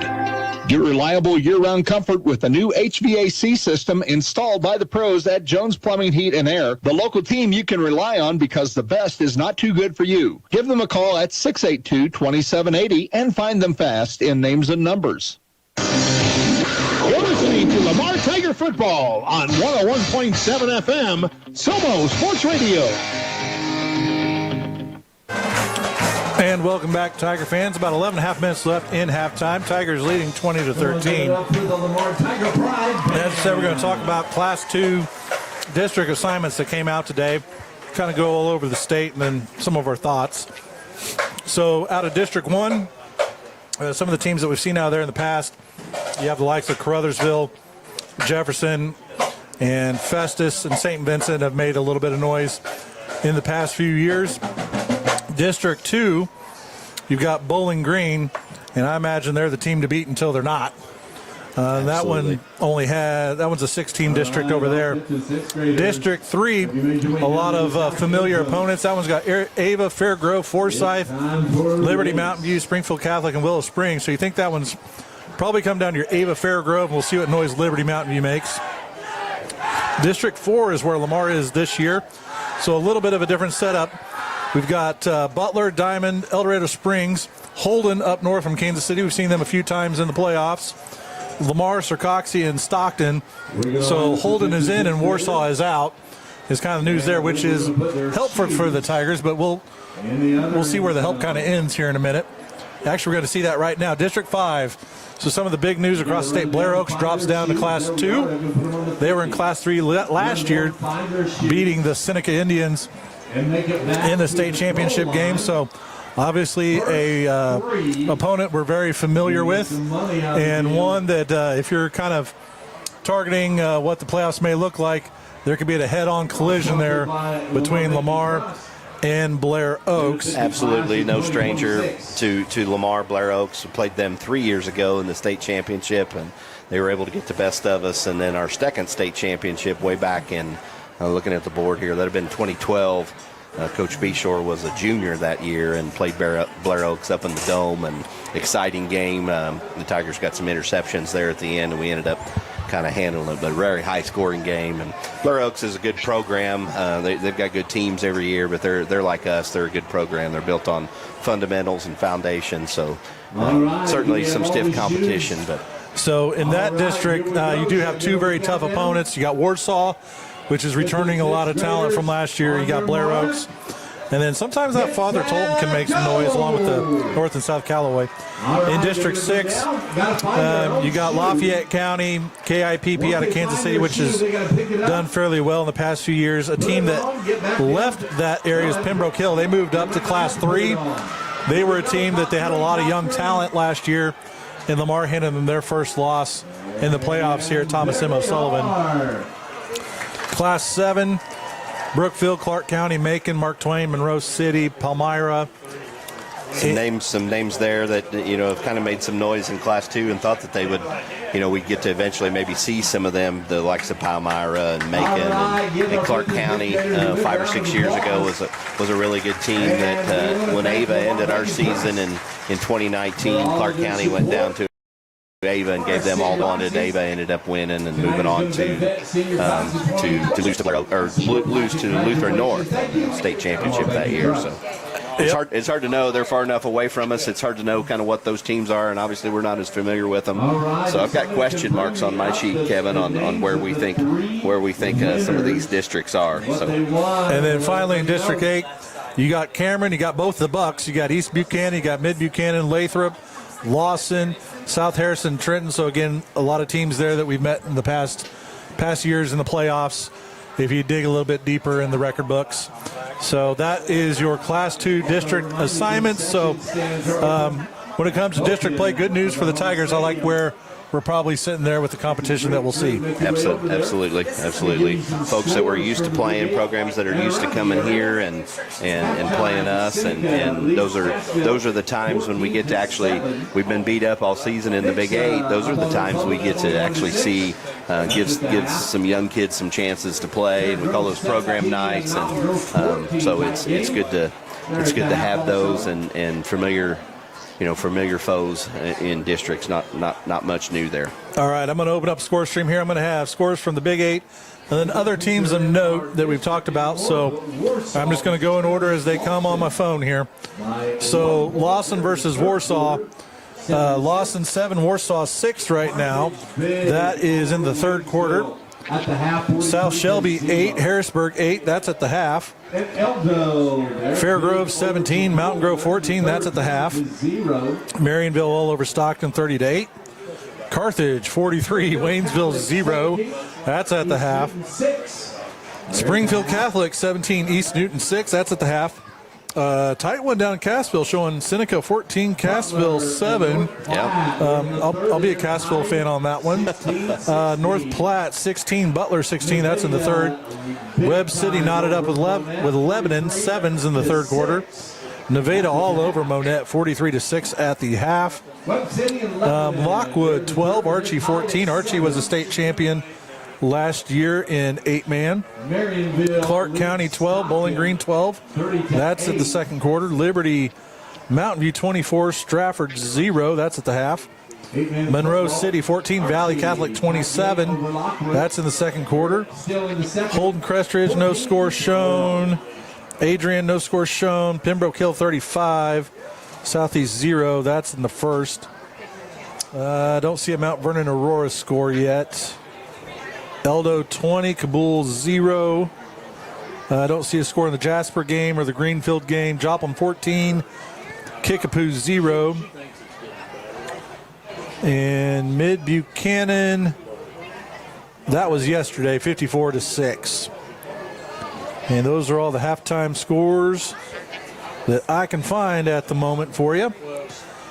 All right, we're going to take another break. You've been listening to the Jones Plumbing, Heating, and Air halftime show. Be sure to give them a call for all of your heating, air, and plumbing needs.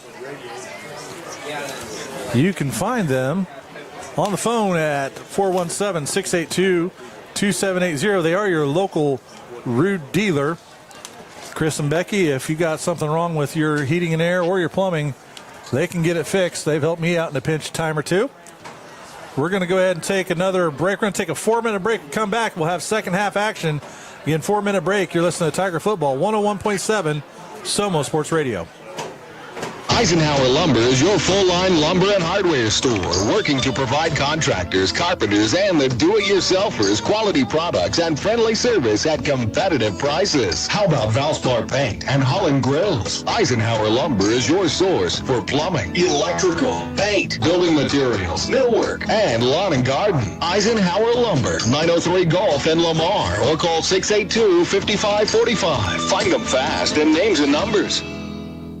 American Family agent Eric Hughes invites you to come in and review your insurance needs. Eric has home, commercial, life, and auto to cover all your insurance needs, and American Family to back you all the way. Stop by the office today at 407 West 12th Street in Lamar, or call 417-682-3725. For peace of mind, have the right insurance agent, Eric Hughes and American Family. American Family Insurance. Deary Grill and Chill of Lamar invites you to check out the new DQ app. Explore the menu, order ahead with easy ordering, save with weekly deals and more. Your go-to app is now cooler than ever. Locate Deary Grill and Chill on the app and see how easy it is to order your fave eats and treats. Repeat your orders in a flash with one-click reordering and speed things up with the addition of Apple Pay. Only at DQ. Happy tastes good.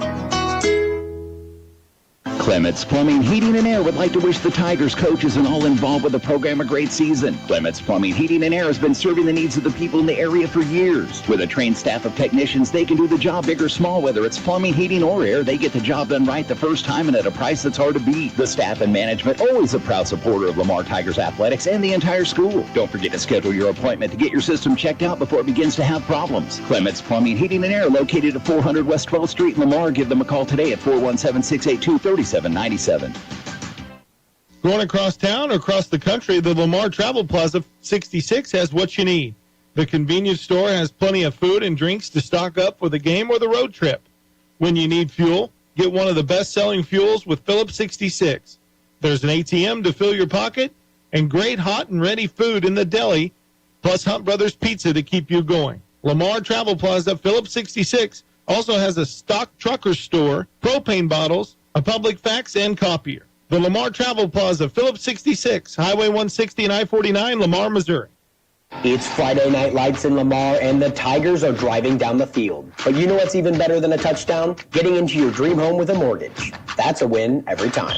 I'm Nathan Mayberry with USA Mortgage, and just like the Tigers, I've got a game plan. We'll get you across the goal line into a new home. So whether you're buying, refinancing, or just want a strong financial offense, call me, Nathan at USA Mortgage. NMLS 256722, USA Mortgage, NMLS 227262, Equal Housing Lender, not an offer to lend. Subject to approval and additional terms apply.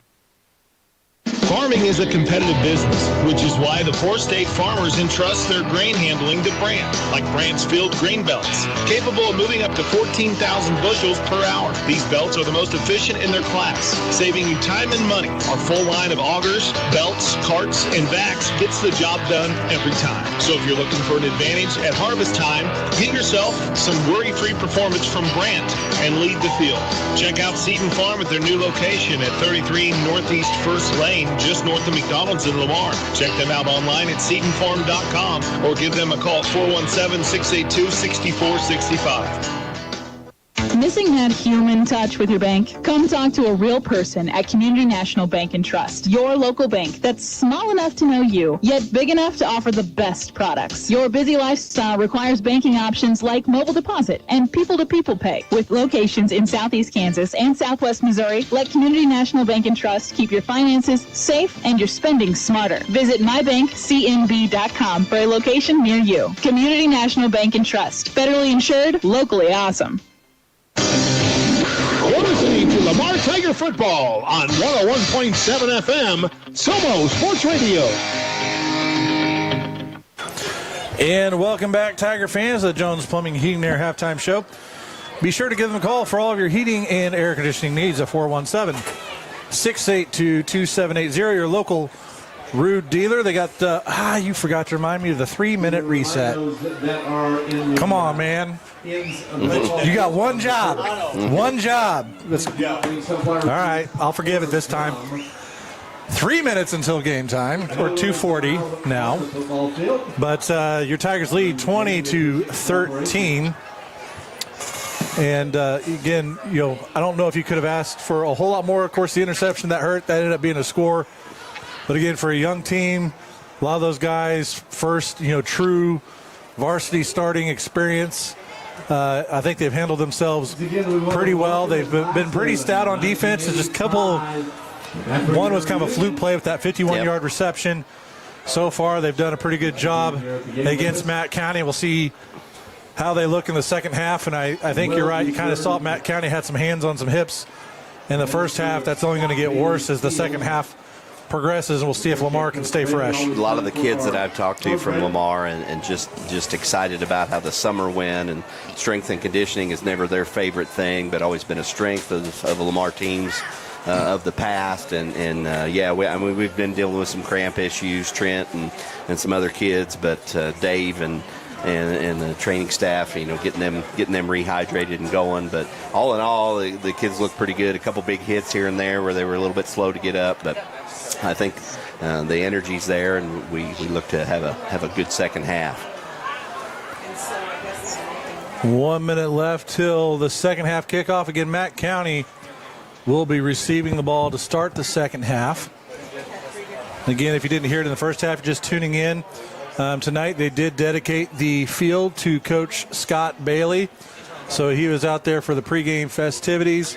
If you're looking at the east, the guest stands over there, big sign that says Scott Bailey Field, up against the handrail above where you see all the different advertisement signs for the businesses in Lamar that donate to the Booster Club. And shout out to all of them. I know that side's full. We can't see all the signs on our side, but I know it's fairly full. And I can remember when it was just that side, and you started to see some signs on the Lamar side, and pretty premium spot to get some of that now. So shout out to all the businesses that make that happen. It does definitely help the Booster Club, which helps the kids. Absolutely. Support for the Lamar football program is just unprecedented. I think back in the Coach Bailey days, he would say all the time just how blessed and fortunate we are. We live in a great community, and we've got a great program to be able to root for, and it shows on all the support from all the sponsors. Wow. All right, teams making their way back out onto the field. All right.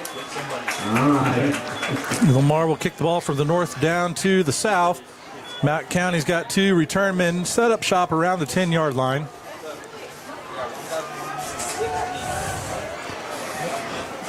Welcome back, second half football.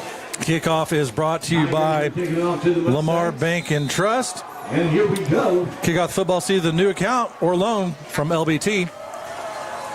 It's going to be a ground ball there by Martin, scooped up shy of the 25. Return man is up to the 35. Brought down, call it the 34. Yeah, Stephen Ben Huma with the return there.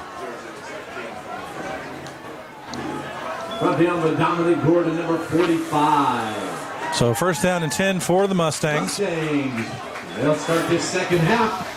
Ball on their own 34-yard line.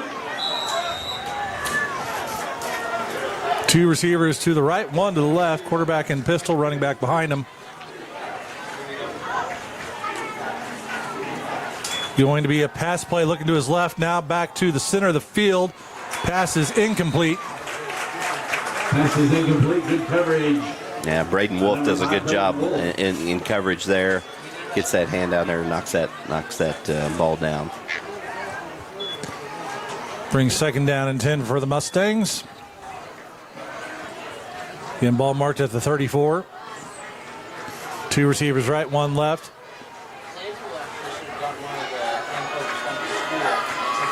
Here's the snap. Going to be a fake handoff tucked by the quarterback. He's got room. He's got blockers run down the sideline. Only Torbeck can catch him, and he cannot do it. And just like that, touchdown Mustangs. But there is a flag, and that's in the part of the field where they're going to call holding, and it is holding against the Mustangs. Yeah, he did look awful free, and just like we noticed earlier in the game, there was a reason he had room down the sideline. So that is two huge plays by Matt County brought back. Good execution on the Matt County offense, besides the offensive line with the hold, but it had me faked out. I thought I thought number 3 had the ball, and then I look up and Ryder Martin's got it. That'll back the Mustangs to the 24, 2nd down and 20.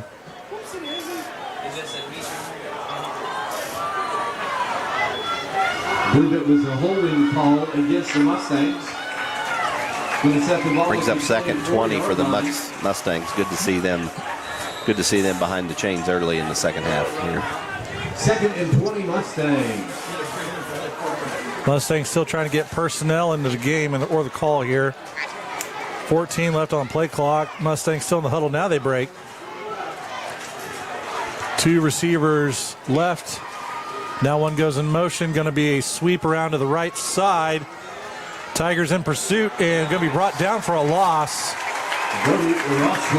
Number 8, Brody Rossler with the handoff there, and he's got some wheels. Just we did a good job sealing the edge. The D line, Taryn Williams over there on the left side of the D line, and then the corners and in our defensive backfield linebackers just flowing to the ball like Lamar's known for, and just not too much going there. So bring 3rd and 24. 2 receivers split out wide to the left, 1 to the right. Quarterback in the pistol. Looking to pass the ball. He's looking to the left. Uncorked it to the middle of the field. Nobody home. Pass incomplete. Bring 4th down. Just a misread there by Ryder Martin. Just miscommunication with the receiver there. Didn't go where he thought he was going to be, and good coverage by the Lamar secondary as well. Just kind of sealing up and making those passes tough to make if he did get it in the right place. Yeah, if they're on the same page, he was open there on the cut. Just ball and the receiver weren't in the same spot. Ansley is backed up between the 40 and 45, awaiting this punt. Seen a lot of speed out of Ansley just far, and good hands, be able to make these. A big return on his only other punt returns. So see what he's got this time. High snap caught by the punter, picked up at the 47 and brought across midfield to about the 47. On the punt return for the Tigers. Good punt high and in the air a while. Toby got a good catch. Just as by the time he was able to kind of get going, the defense caught up to him. So sorry, make that the 43. A little off on my looking at the numbers on the field there.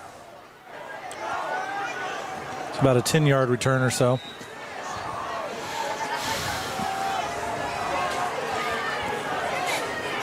First down and 10 for Lamar.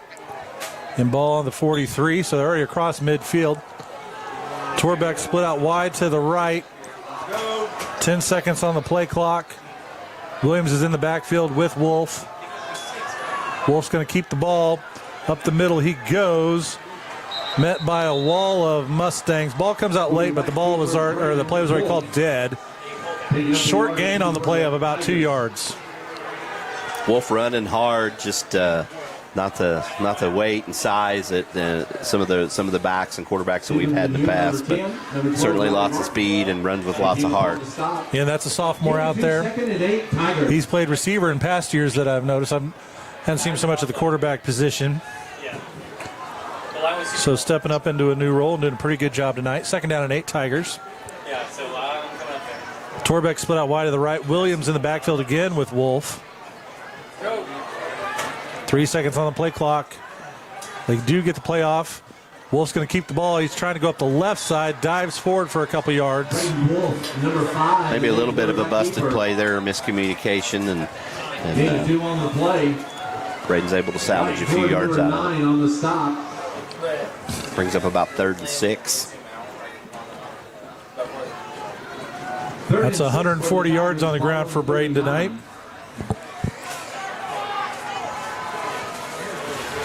Third down and 6 Tigers, 9:23 left in the third. Tigers 20, Matt County 13. 2 receivers split out to the left, 1 to the right. Wolf in shotgun.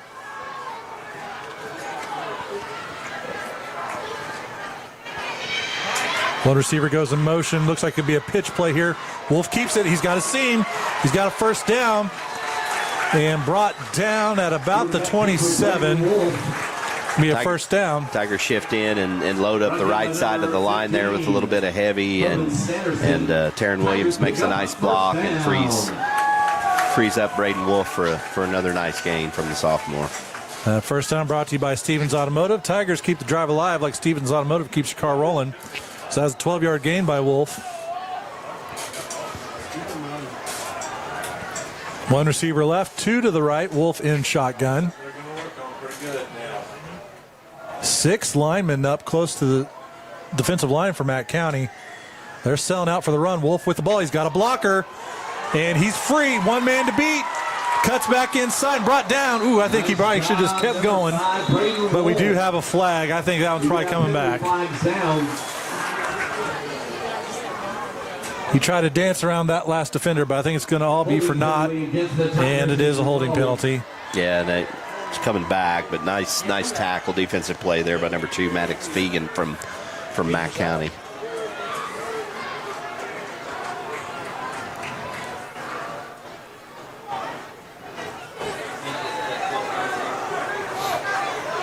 So it's going to be from the spot of the penalty, so that'll back him up to the 31. First and 14 Tigers.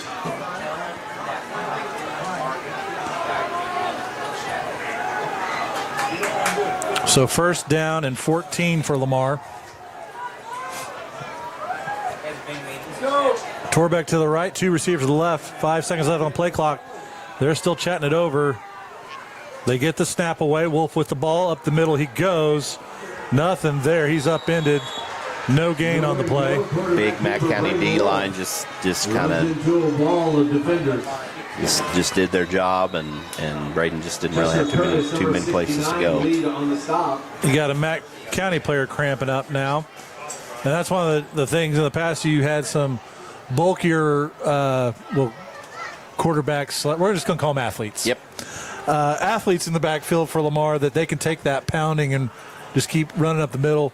Wolf's built a little bit differently. That's probably not going to be his forte. Yeah, we've been kind of spoiled the last few years with kids like Alex Wilkerson, and they can run. They've got the strength, the speed, and in combination, and they love to dole out hits. Braden's just a little different kind of the way he's wired, not as mature, not as big and strong today, but like what we've seen from the speed and just the determination he runs with. Yep, again, just a sophomore out there. So the good thing when you have young skill players like that, they're already good. Watch out when they're juniors and seniors. So yep. Get some pounds on him and some more reps in the weight room, and like the future and the potential in that kid for sure. Mack County player is able to walk off under his own power, and the way he's limping, it's probably a cramp as we assumed. Again, it's a beautiful evening here, but we know the field's a little bit warmer down there. You can always add 10, 15 degrees on that turf field. And again, first, full-on game for these teams. You think that your body's prepared with nutrition and water and all that, and then you find out, maybe we're not. So that'll get better as the season goes. All right, 1 receiver left, 1 right. Wolf in shotgun. 2 wing shift over to the left side of the formation. Wolf keeper trying to get around that left side, and Mack County sniffed that out, brings him down for a big loss. The right side of the defensive line for Mack that time just gets around. We didn't get the edge set, and got some D linemen out to the right D ends, and just be able to bottle up Braden. He didn't have much of a place to go there. So that's a 6-yard loss. That's going to bring 3rd down and 20. 7 minutes left in this third quarter. Lamar 20, Mack County 13.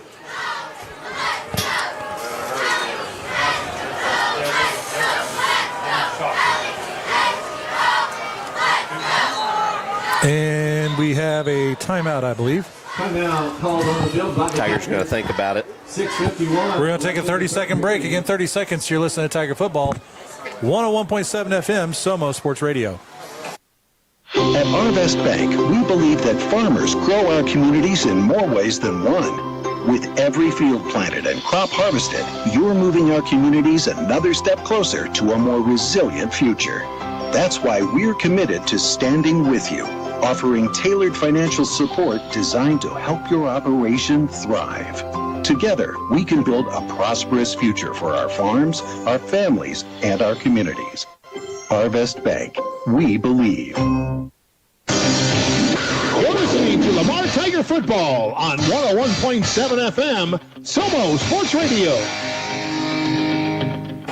And welcome back, Tiger fans. I have a few texts coming in the press box here asking you, there's a different voice. Who is that? Well, folks, we have Matt Brown as the color guy.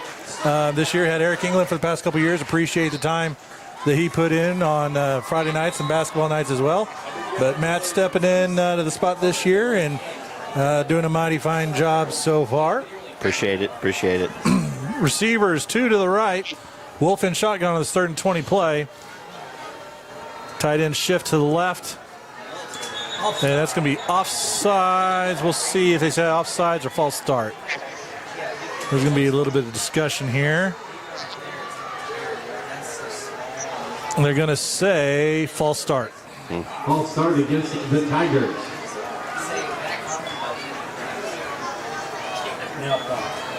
So now 3rd and 25 from the 42. Mustang fans, looks like you are going to host. These situations are tough, and 3rd and long, and it's no secret what we're going to try to do, and that Mack County defense anticipating and makes it that much tougher to be an O-lineman, center, or skill player on the offensive side. So Tigers just need to settle down and run their play. One receiver left, one to the right. Wolf in shotgun. Reverse. Mack County. Oh, we bust through that line. Mack County was there, and then they weren't. And I think that's Ansley that ended up with the ball, brought down around the 31. Another good time for a perfectly called reverse play, and Toby gets a hold of that thing and just heads upfield. And yeah, it looked like he was going to be able to break one, and Mack County recovers the defenders and swarms to the ball and gets him brought down. But Tigers ball on the 32. It probably got enough that you're going to run an offensive play here. Absolutely. So 4th down and 15. Wherever I am, I don't know how to do that. 2 receivers to the left, 1 to the right. Wolf in shotgun. Looking to pass the ball. Some heat coming from his right side. Passes away. Caught by Torbeck at the 10. And brought down at about the 2. Really nice ball from Braden that time, and he's excited, celebrating, and as he should be. And Trent just does a nice job, sticks those long arms out there and pulls that thing in, and he just gets up and confidently walks off like he knew that's what was supposed to happen. So Tigers have a 1st down, 1st and goal, ball on the 2. So that 1st down brought to you by Stevens Automotive. Tigers keep the drive alive like Stevens Automotive keeps your car rolling. 1st down and goal from the 2. Here comes that wishbone formation again. Wolf under center. The backfield shifts a little bit. Hand off to Williams, and he is in for a touchdown. Yeah, a little hesitation, a little trickery. Move around those wishbone blockers, and we kind of knew Taryn was probably going to get it, and he just muscles his way in again. That's his 2nd touchdown of the evening. 5:36 left in the 3rd. Lamar 26, Mack County 13, pending the Juarez extra point. Oh, they're going to go for 2. Never mind. Good call by Coach Bshore, just maybe round out this score a little bit. Let's see what trickeration he comes up with here. Going with the wishbone again. Going to be a handoff to Williams, and he is in. It is good. Just power right up the gut, and big bodies, big blockers, and just able to power it in. That touchdown is brought to you by Gearheads Garage and the extra point try by Next Generation Ag, your local Asgrow and DeKalb dealer. 5:36 left in the 3rd. Lamar 28, Mack County 13. We're going to take a 30-second break. Again, 30 seconds to listen to Tiger Football. 101.7 Somo Sports Radio. The weather around here is always changing. Be prepared for what Mother Nature throws at you with the new York Heating and Air System from Jeffries Plumbing, Heating and Air Conditioning. The York Heating and Air System is one of the top-rated and most dependable systems on the market today. And with the tried and true service of Jeffries Plumbing, Heating and Air Conditioning, you can relax and enjoy the games. Get a worry-free quote from Jeffries today. Call 417-682-5727 or find them on Facebook, 1002 East 12th Street, Lamar. Behind the Tigers all the way. You're listening to Lamar Tiger Football on 101.7 FM, Somo Sports Radio. And welcome back, Tiger fans. Logan Martin teeing up the ball for this LBT kickoff. LBT reminds you to use Snappy Mobile Deposit whenever, wherever. Don't get blocked or penalized for missing a deadline. Snappy Mobile Deposit. Line drive kick bouncing on the ground and picked up at the 50. His knee was down and they call it. Yes, sir. Another nice kick by Logan Martin. It's not very often you see a big O lineman that is 6'5", 260 or whatever Logan is, those big measurables, line up to kick it. But there's power in those legs. Pretty big athletic kid and does a nice job on these kickoff duties for Lamar. Yep, I'm wondering if that Matt County is a baseball player because he went down knee like he's fielding a baseball. When your knee's down, you touch the ball. Yep. Plays over in high school. And so Matt County first down and 10 from the 15. They're going to send trips out wide to the left. Quarterback in the pistol, running back behind him. Going to be a handoff. Nope, quarterback keeper around the right end. And he is wrangled out of bounds. Fake the handoff to Soas. Yeah, Ryder Martin just fakes that handoff and takes off the outside. Probably an option play. He could have gave it off or kept it, which he did, and gets around the outside picks up about 8. On the play, second, 2 for the Mustangs. Second down and 2. Again, trips way out to the left. Ryder talking to his lineman. And there's going to be... The refs blow the whistle. What do they got? It's a flag. See if we got a false start. And we do. Good to see our defense, the backfield, the backers, and the corners just kind of talking to each other, pointing and talking. We're used to seeing that back in the days of when Chris Wilkerson was coaching them, but good to see those kids recognize, what they see and communicating. Again, trips way out to the left. Here's a snap. Pass to the left. Little bubble screen. Gobbled up by the Tigers. Good defense there. Ryder fakes the handoff and shoots out to number 1, one of his favorite targets, that Breck Rubeck, and makes a nice catch and tries to cut upfield and met with Tiger defenders. Going to bring up 3rd and 4 for the Mustangs. Ball just on the other side of the 20. Tigers need a big stop here. 3rd down and 4 from the 21. Rubeck has 2 catches for 54 yards so far tonight.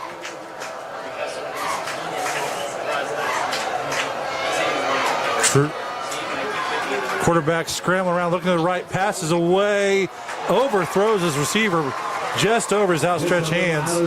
Good play design. They almost hit it, and that was going to be a big one, but it falls incomplete. Seeing the arm strength again, the Ryder Martin's got just overthrew that. Lucky for us, just overthrew that receiver just a tick.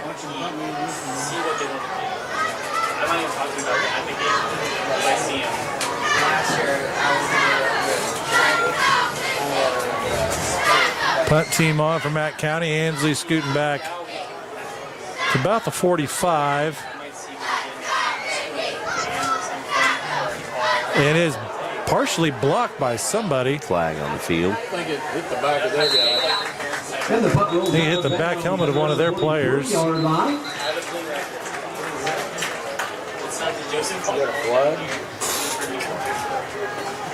Refs are talking it over.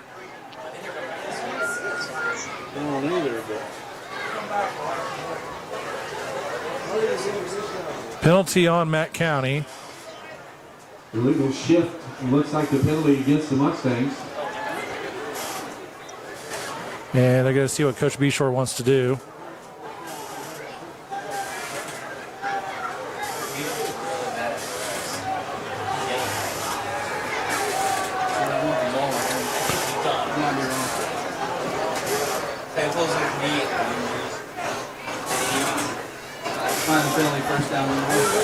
Lamar's going to decline the penalty.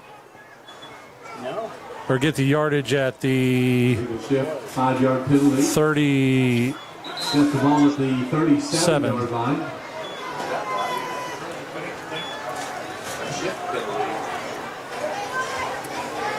So first down and 10 for the Tigers.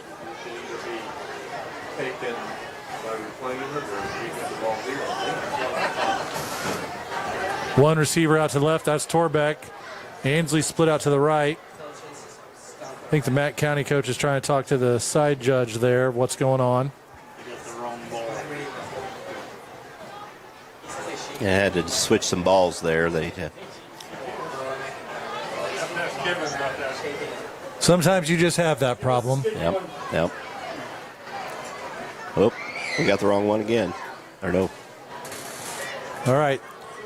We tried to play with Max, and then we got Mac had ours on their sideline, so we got it switched up. So the right ball is on the field, folks. All right, one receiver left, one right.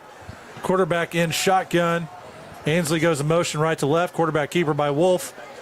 And he runs into the D lineman after about a 2-yard run. Then at the 35, number 68, Max Spurgeon. That is 16 carries for Wolf for 148 yards. 2 on the play, 2nd and 8 Tigers. Ball is at the 35 for Lamar. 4 minutes left in the third quarter. Lamar 28, Matt County 13.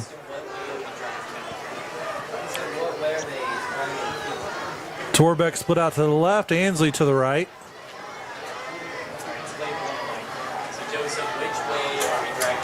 Going to be a handoff to Williams. And not much doing there either. I think he got about 1, maybe 2 yards. The Lamar offensive line struggling with the size and just physicality of Matt County. Down by number 12, Ryder Martin. Number 26. Coach Bshore talked about in the pregame show that Mac's always kind of known for their big dudes, and that's showing here late in the game. So third down and 6 for Lamar. Eisen split out to the left. Torbeck and Ainsley to the right. Ainsley goes in motion, fake the handoff. Wolf's got some heat on him. Pass is incomplete. Pass is knocked down by the Mustang defense. Knocked down by a D-line at the line of scrimmage. He had a lot of heat on him right out the gate.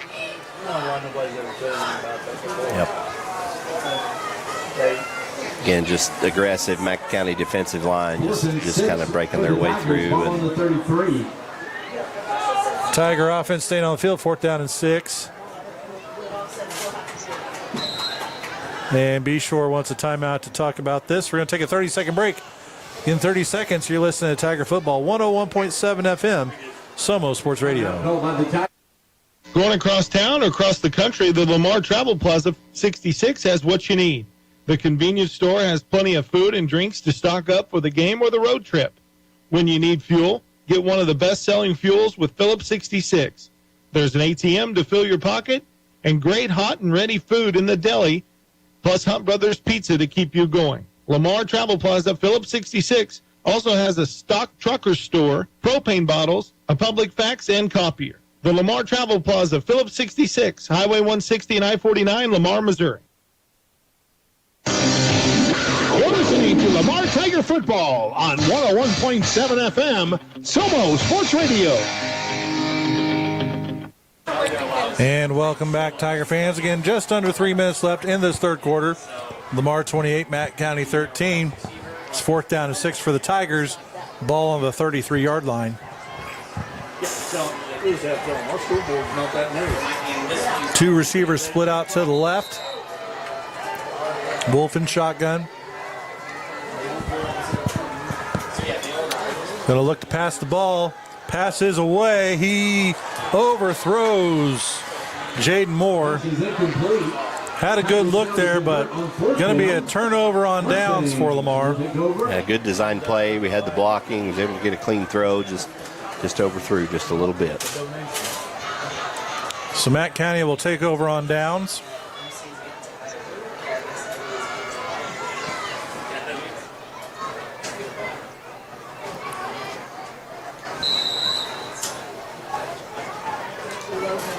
Matt County breaks the huddle. One receiver split to the left. A couple close to the formation on the right. Quarterback and pistol.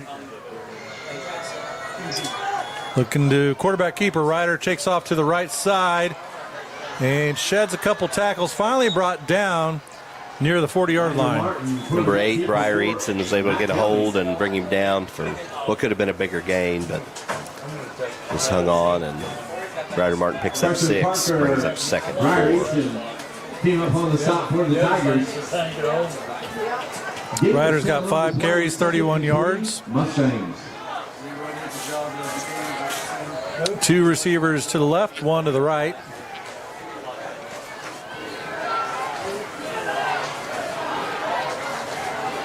Receiver goes motion left to right.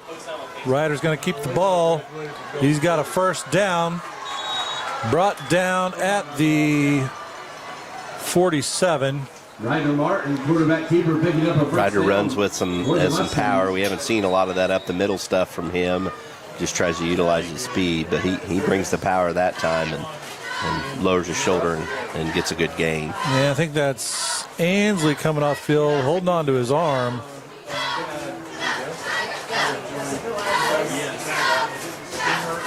He's hurting.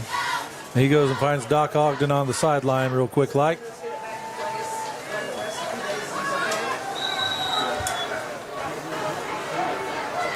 So first down and 10 for Matt County. Everybody close to the line of scrimmage in the formation for the Mustangs. Going to be a handoff to Soas. He crosses midfield. Leo Soas, number 3. And brought down at the 47. Brought down by Carson Parker. Max kind of gotten away from the pass approach and been all run thus far on this drive. 2nd and 4, Mustangs. Matt County hurries up to the line. Ryder running around the left side. Ryder Martin on the quarterback keeper. Yeah, Ryder that time just tucks and runs, quarterback design run, and sweep around the left. And number 14, number 20, Wayne Nolte. I'm going to say he's down at the 39.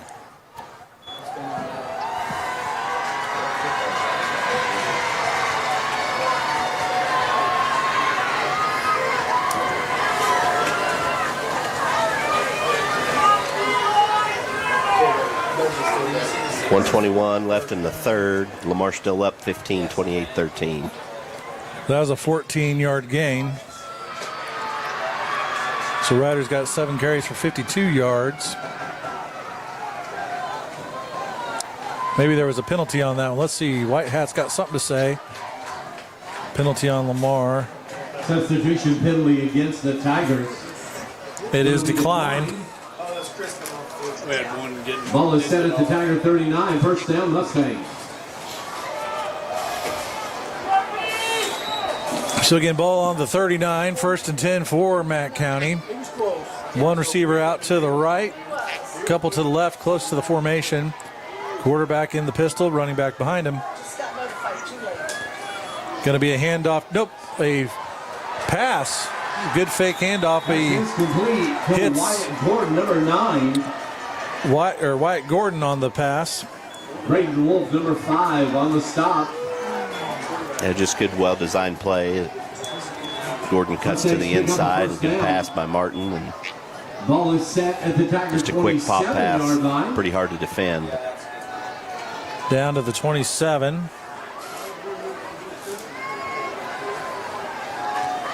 First and 10, Matt County. Under a minute left in the third.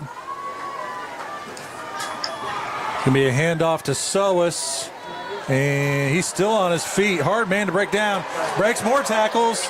And nope, they're going to say touchdown. Officials say touchdown, Mustangs. Yeah, Solis uses that power just to break some tackles, and those are one of those things late in the game. We got to wrap up and use that form and get those guys brought down. Guys like Solis, you're not going to be able to just arm tackle him. He's gonna shove you off. Nice hit at the end by Taryn Williams just to turn on the jets and catch up to him. But just he was able to work his way into the end zone. So 27-yard touchdown. That's his second of the game, pending the extra point try.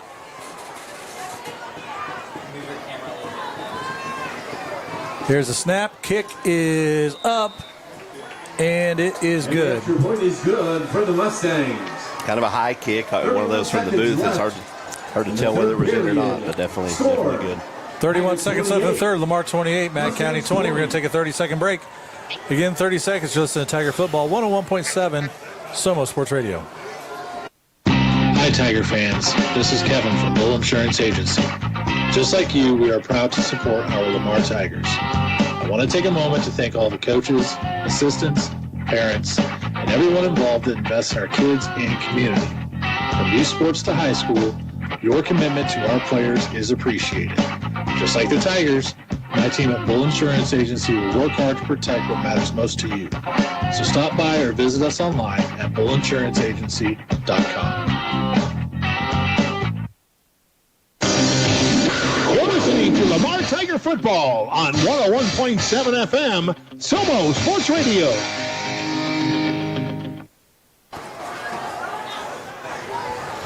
Long drive there by Matt County, but they cash it in for 6 and tack on the extra point. That brings us to a score of 28-20 with 32 seconds left here in this third quarter.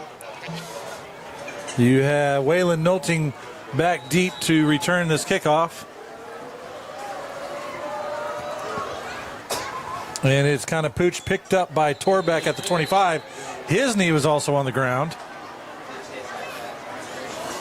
Again, a pretty good baseball player.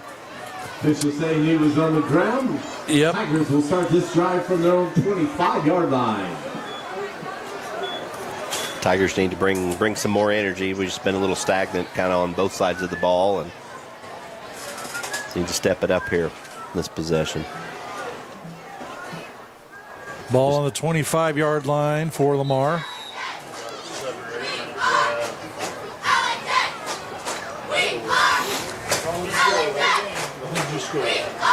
Wonder if we're going to see a heavy dose of Taryn Williams here.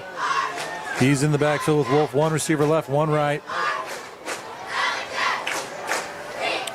Matt County selling out for the run. Jaden Moore has the ball, but he slips trying to break. He's got a short gain on the play. Jaden Moore, number 22. One thing about the turf, we like it because it's all weather, but man, on these muggy nights, it can be kind of slick. Gain of 2. Second and 8. The Tigers are going to be content to let the clock run out. You're going to see some fists go in the air for the fourth quarter. The crowd's going to let you know about it.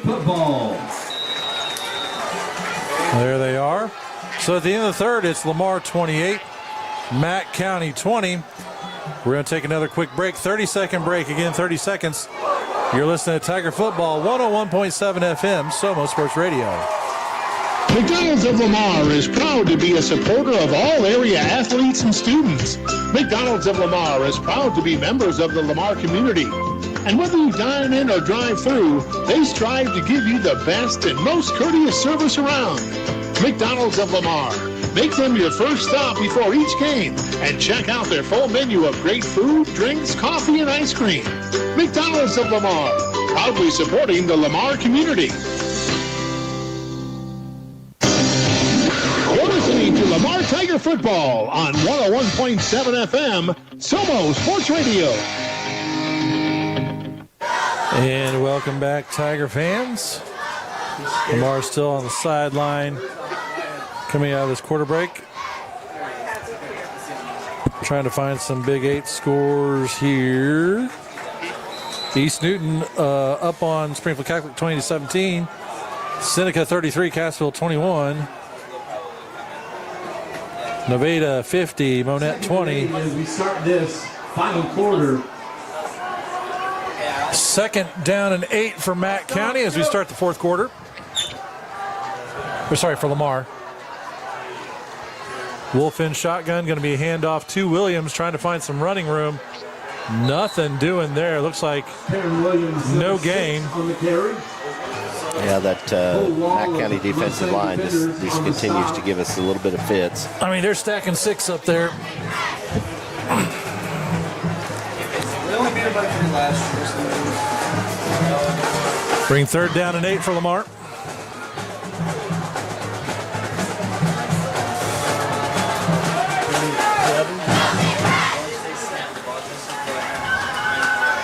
Tigers get the play call in. Torbeck to the left. One receiver split out wide to the right. Wolf, quarterback keeper. Not much there. He is brought down. There's a fumble on the play. Mac says they have it. Trying to see if they're calling if it was after he was on the ground or not.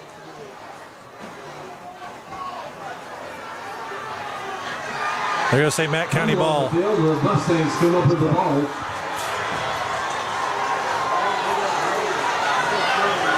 All the momentum's gone to Mack County. It's a big time for Tigers defense. Need to step up here and get a big stop. It took a long time for the referees to figure out what happened there. It did. Sure did. It's like, who's going to call it? So Matt County's ball on the Lamar 29. Sorry, on the 27. Ryder looking to pass. It is complete. Trent Torbeck makes a nice play. It was a pass, and Trent comes flying in and makes a good tackle limits it to a short gain. Could have been much worse. Trent Torbeck on the stop for the Tigers. Gain of 3 on the play, 2nd and 7, Mustangs. Second down is 7 for Matt County.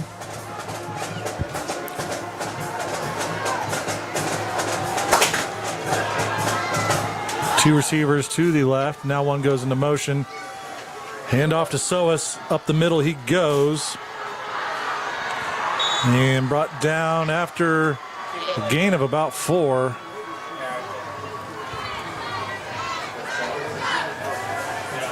See where they spot this ball. Soas, number 3 on the carry for Matt County. He makes it to the 20. Carson Parker. Brought down by Carson Parker and Brody Gardner. Ball on the 20. 3rd and 3, Matt County.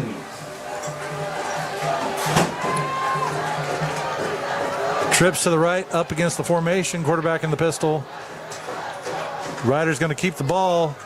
And he's brought down, and there's a flag on the play. Flags come out. Quarterback keeper. Oh, there's a chop block. We're about to find out. And Carson Parker comes up and from the linebacker position just makes an outstanding play on Ryder Martin. Holding is what they're going to call. Holding penalty is the call on the field. Lewis Salas out there cramping up and trying to get him stretched. He's had a good night in that D tackle position, and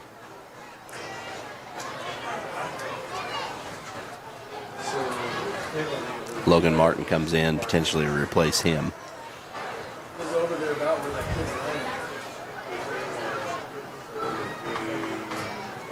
Attending to Salas.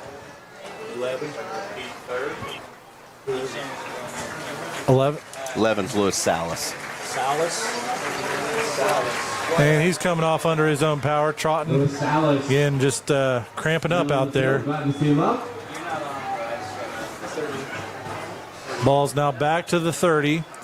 Going to bring 3rd and 13. Moves the ball to the 30-yard line. Kids call him Cali Lou. They moved in here from California a couple years ago, and just a good kid with a big heart. Good to see him, have an elevated role this year. Two receivers to the right, one left. Quarterback in the pistol. Ryder's going to look to throw the ball. Uncorks one to the right.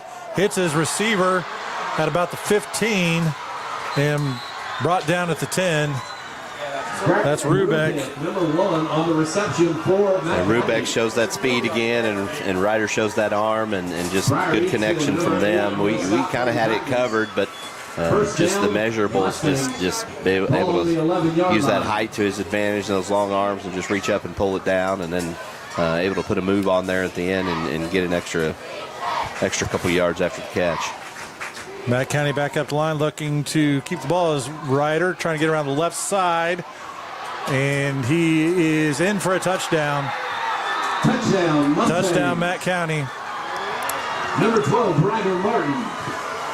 And just like that, Matt County is back in it. Kyler Eisen was there at the end, but it's you got a sophomore, trying to take on a veteran senior quarterback with some size and strength there, and it's just hard to win that matchup. Good effort there by the Tigers, but Matt County scores. Matt County going to go for 2. Right now it's Lamar 28, Matt County 26. 2 receivers to the right, 1 to the left. Quarterback and pistol, Soas behind him. Ryder's going to keep the ball, looking to passes away, and incomplete. Kyler Eisen redeems himself there, and good coverage. Score, Tigers 28. No play for Matt. So you're going to find Matt County chasing a couple points now with 8:54 left in the fourth. Lamar 28, Matt County 26. We're going to take a 30-second break. In 30 seconds, you listen to Tiger Football on 101.7 FM, Somo Sports Radio. Clements Plumbing, Heating, and Air would like to wish the Tigers coaches and all involved with the program a great season. Clements Plumbing, Heating, and Air has been serving the needs of the people in the area for years. With a trained staff of technicians, they can do the job big or small. Whether it's plumbing, heating, or air, they get the job done right the first time and at a price that's hard to beat. The staff and management, always a proud supporter of Lamar Tigers athletics and the entire school. Don't forget to schedule your appointment to get your system checked out before it begins to have problems. Clements Plumbing, Heating, and Air, located at 400 West 12th Street in Lamar. Give them a call today at 417-682-3797. You're listening to Lamar Tiger Football on 101.7 FM, Somo Sports Radio. And welcome back, Tiger fans. Got a close one here in the fourth quarter. It's been all Matt County in the second half.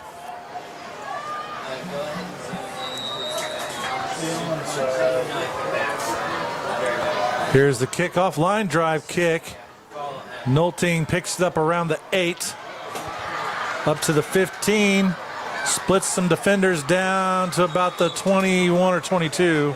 Nolting, number 20 on the return for it. Good kick, and Waylon's able to kind of come up from the side of it and get it fielded and head up field, and nice 10, 12-yard return.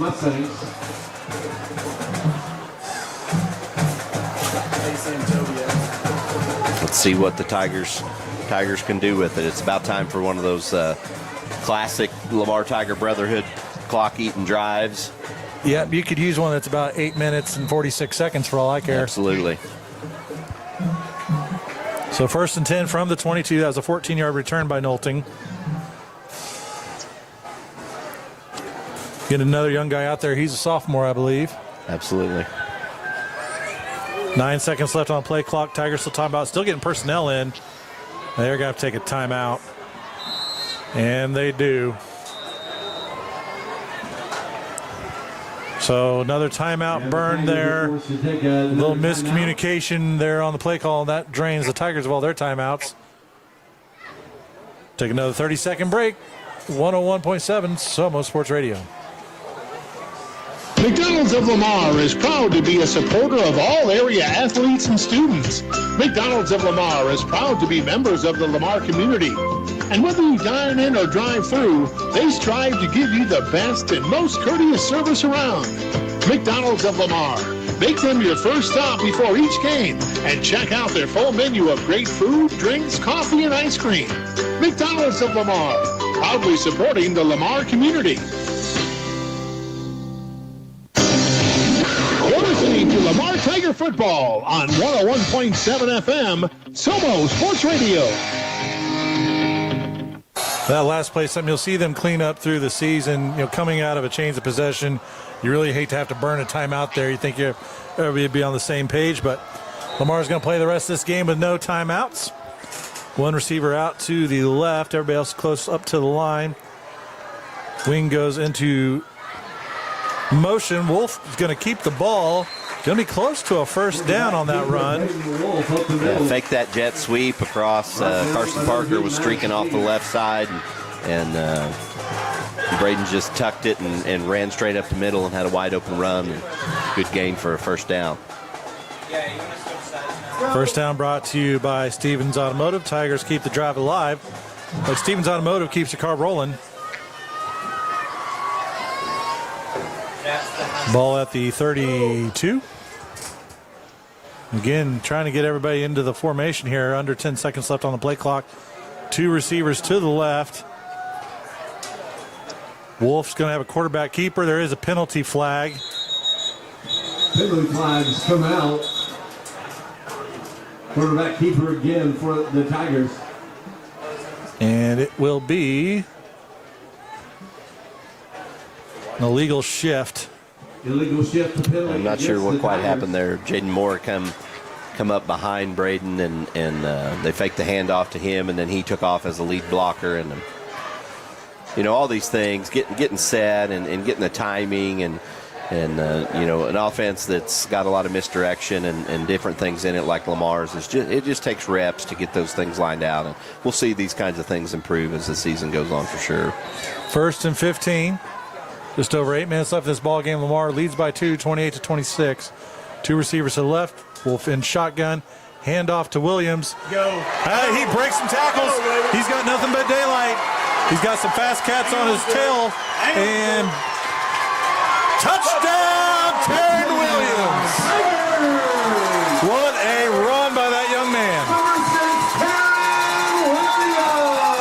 He certainly had some fast cats on his tail, but Taryn Williams is no easy tackle, I promise you. And he's hurt. Everybody's cramping in that end zone.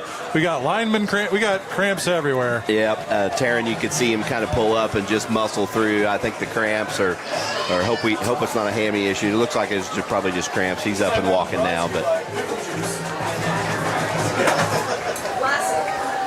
Yeah. Good blocks at the line that time from Lamar. Logan Martin and those guys up front just made a big hole, and Taryn ran right through it with some speed and turned on the Jets there. And as the D-backs from Mack County caught up to him, just able to persevere and just gutted into the end zone.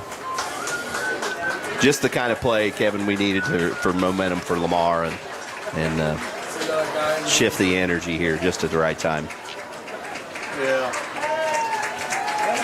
He's out on the way. Dave's like, I don't care.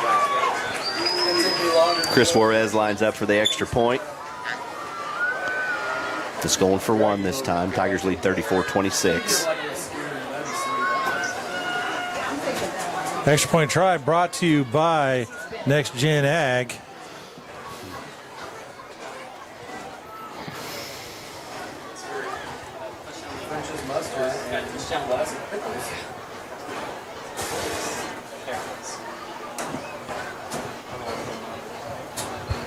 Where was that last play start at? I don't know, a long ways back. 37. Because didn't that happen just right after we got our... Yeah. Our virtual statistician does a great job thus far. We just got to make sure we feed it the right information. Extra point is good. And the extra point is good. Good to see Chris Juarez get another good one. It just gets excited, and the rest of the kids are happy for him. Mustangs 26. Again, just a sophomore. He's a big kid, a little bit deceiving from size, but just a sophomore. And we talked about brothers earlier in the game. How many Juarez brothers has there been that have been kickers for Lamar? A lot. They've won a lot of big games for us. They absolutely have. They've had times where they've had some issues, but when you had to have it, they usually delivered. Juan, I think the oldest brother, Juan, started off, and he was in my son Connor's grade and started kicking at an early age, and really good defensive interior lineman too. And the same way with the next brother, I can't call his name right off the top of my head, but Lots of good Juarez kickers. And that touchdown was brought to you by Gearhead's Garage. From the front end to the rear end and everything in between, go see them if your car needs any repairs. And the kickoff brought to you by our friends at Lamar Bank and Trust. Go see them for your next loan. Logan Martin again lines up to kick. 2 return men back at around the 10.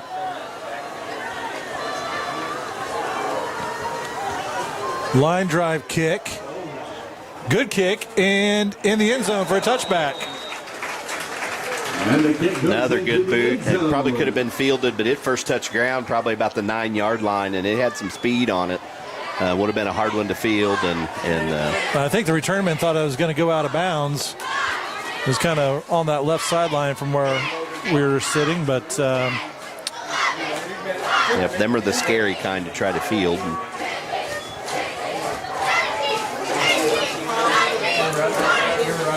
So 7:53 left in this ball game. Lamar 35, Mack County 26.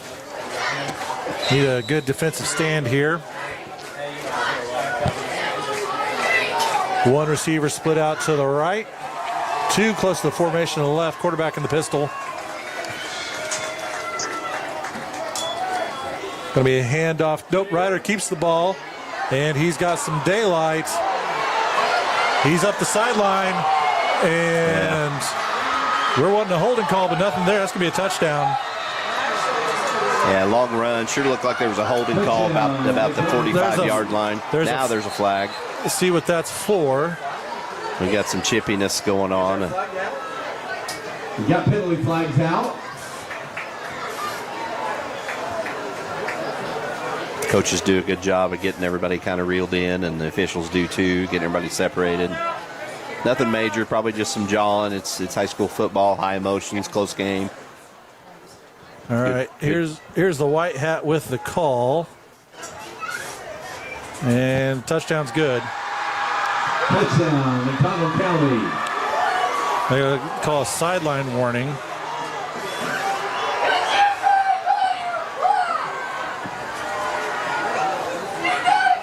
Tiger fans a little riled up.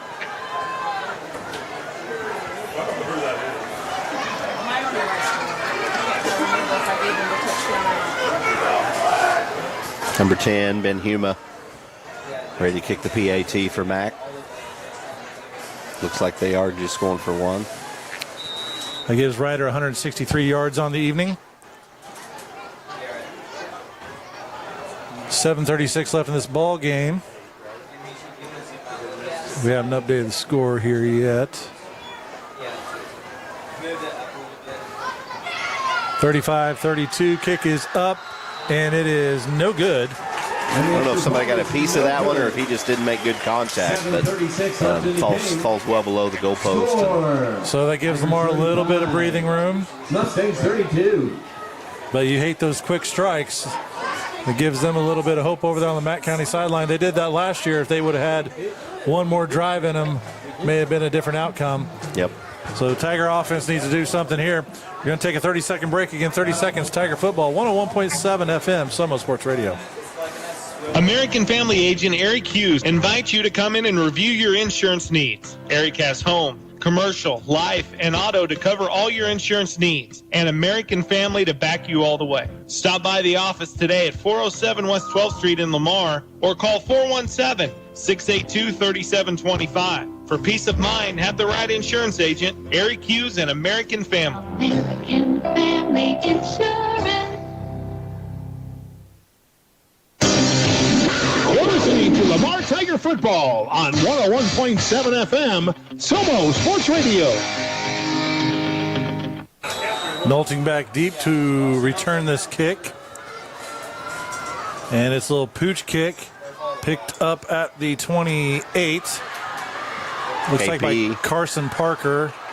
And brought down at the 45. Plows his way to the 45-yard line. Bob says Carson plows his way to the 45, and he certainly did. Big, powerful kid. Some of you might have seen him on the cover of the Pigskin Preview. Yep. Lamar's representative this year.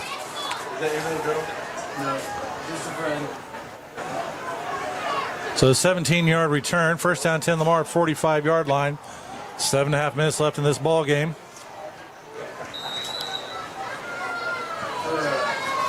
Torbeck split out to the left. Wolf in shotgun. Looks like Nolting out to the right. Now he goes in motion. Fake the handoff. Wolf up the middle. And he is brought down at the 49. Brayton Wolf, quarterback keeper. Picked up four on the play. Big hole there by the Lamar O-line. And on the stop for Matt County.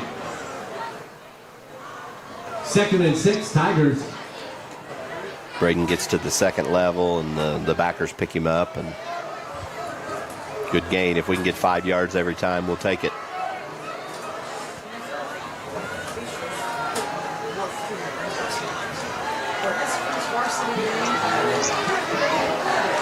Second down and 6 for the Tigers. Nolting in motion again. Wolf, quarterback keeper, cross midfield, trying to get around the right side. And he is down at the 47. Quarterback keeper. Brody Rossler on the stop. And Waylon comes across on a jet sweep, and Braden does a good job faking. Waylon's got some speed, so he's going to draw some eyes on the defense. O-line makes that hole, and Braden goes right up the middle. And another good gain. Bring 3rd down and 2 for the Tigers. Torbeck out to the left, Nolting to the right. Wolf in shotgun.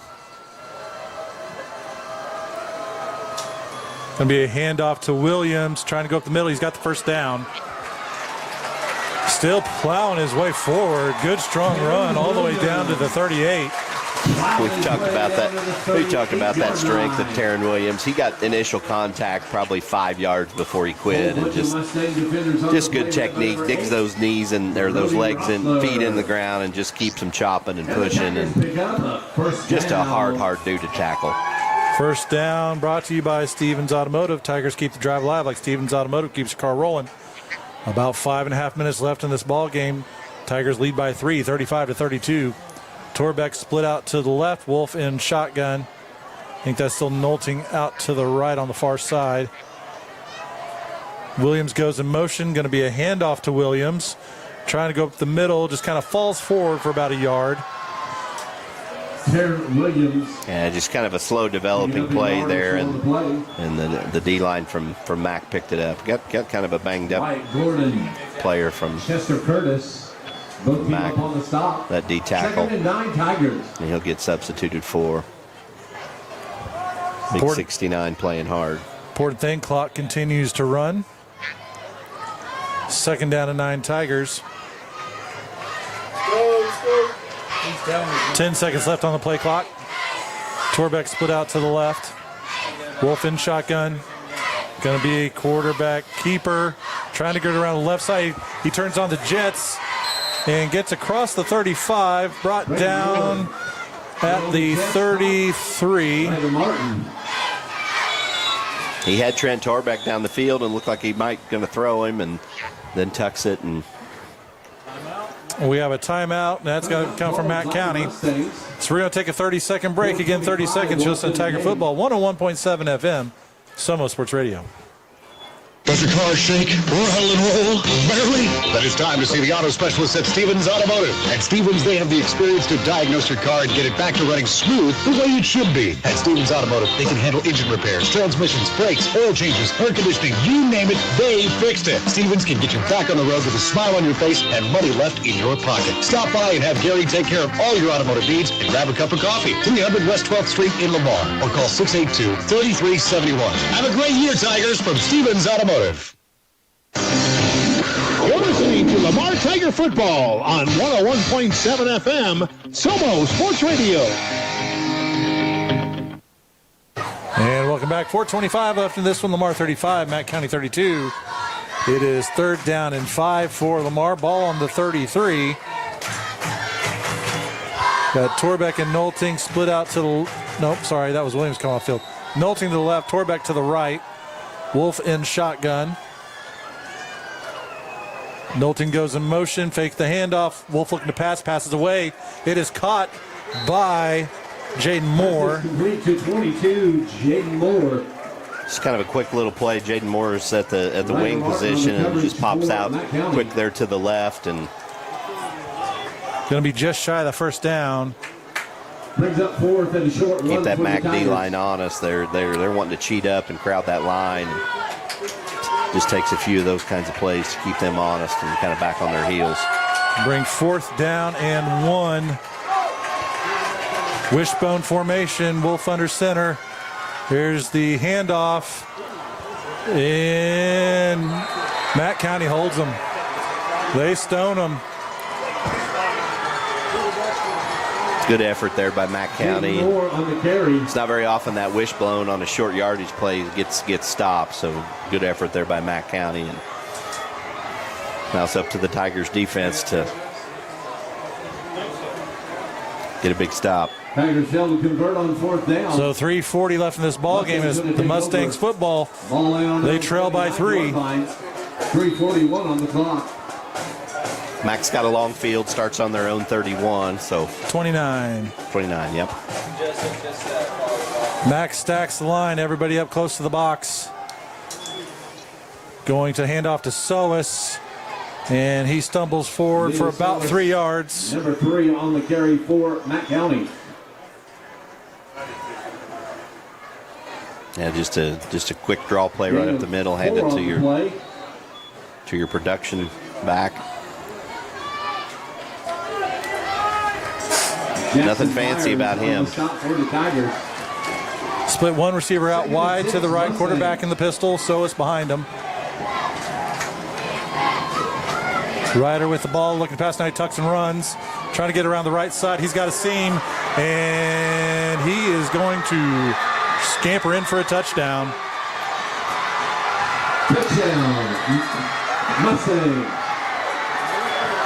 Yeah, they switch it up a little bit, fake the handoff to Solis, and he doesn't take it, and he's the lead blocker, and it just frees Martin. He gets about 10 yards upfield, switches direction, and he just outruns the Lamar secondary. That's 195 yards on the night for him on 10 carries. 2:55 left, and Matt County's got the lead pending this extra point try. The only good news is it happened so quick. Lamar not having timeouts, they still got some clock to work with.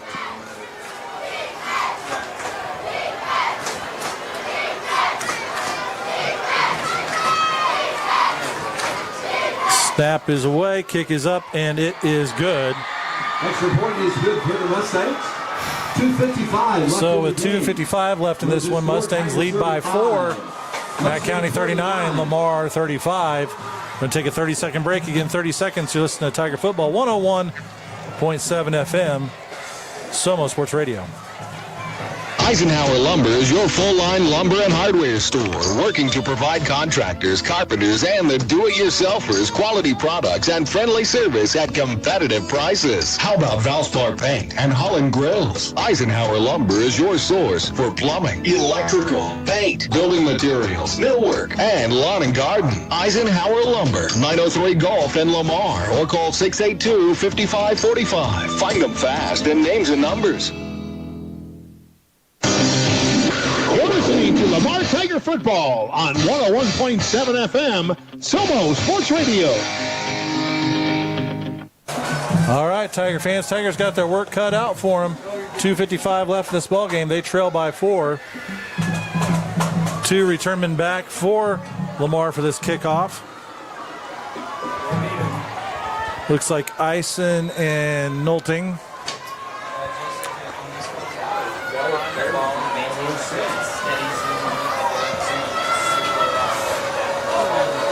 Here's the kick. Line drive kick. Caught at the 25 and up the field goes Trent Torbeck all the way to the 45.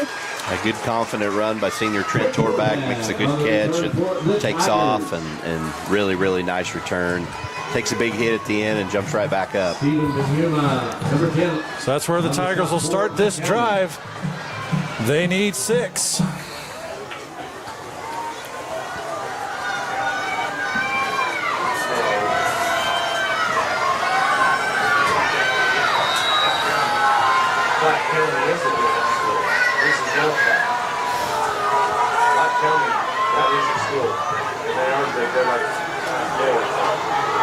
First down and 10. Wolf in shotgun, 2 receivers to the left. Gonna be a quarterback keeper trying to get up the field. Nothing doing there. He's going to be brought down at the 45.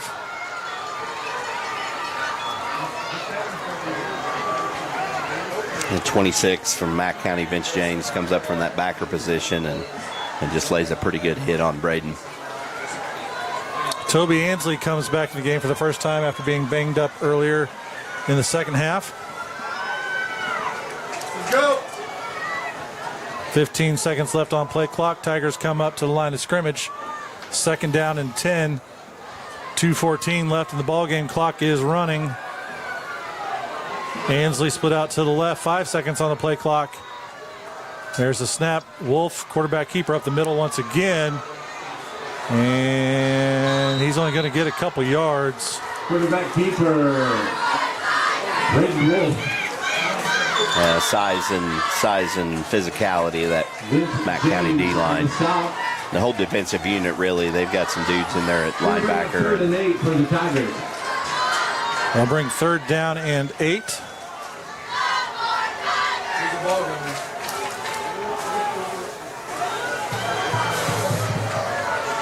Torbeck split out to the left. Ansley and Ison to the right. Wolf in shotgun. Mack County stacks that D-line. Wolf looking to pass, but there is a... Got whistles. Let's see if it's a flag. I don't see any flags, or if it's a timeout. It's going to be a timeout by Mack County, which very fortunate for the Tigers. That pass was blocked at the line of scrimmage, so we'll take it. So we'll take a 30-second break. Again, 30 seconds. Tiger football, 101.7 FM, Somo Sports Radio. Does your car shake or huddle and roll? Barely? Then it's time to see the auto specialist at Stevens Automotive. At Stevens, they have the experience to diagnose your car and get it back to running smooth the way it should be. At Stevens Automotive, they can handle engine repairs, transmissions, brakes, oil changes, air conditioning, you name it, they fixed it. Stevens can get you back on the road with a smile on your face and money left in your pocket. Stop by and have Gary take care of all your automotive needs and grab a cup of coffee. 300 West 12th Street in Lamar, or call 682-3371. Have a great year, Tigers, from Stevens Automotive. You're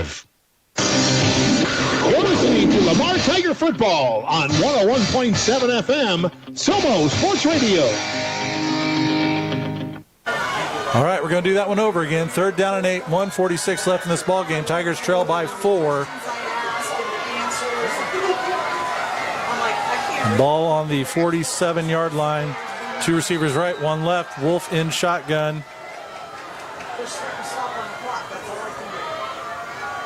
Ansley goes in motion. Wolf looking to pass the ball. He's got some heat. Passes away. He's got Torbeck and incomplete. So those D-backs got there plenty early and plenty close. Yep, bang play. Torbeck had a step, but just connection was a little bit off. Yep, good ball by Braden Wolf. Just well defended. Trent was double teamed. Well, this is going to be ball game here because Tigers have no timeout. So 4th down and 8. Tigers have to convert to stay alive. 10 seconds left on the play clock.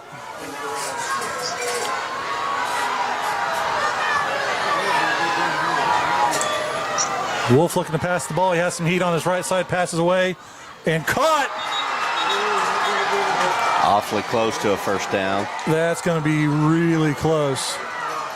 Pass to 16, Trent Torbeck again. Oh, it was incomplete? Oh, it was incomplete.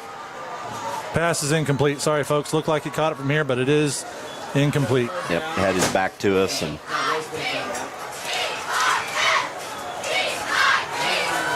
so that is a turnover on downs.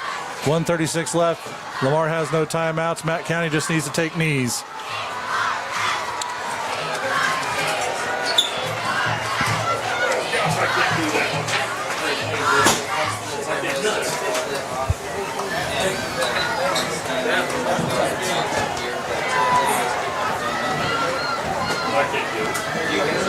Not the way we want to necessarily start the season. A lot of good things that we saw from the young kids.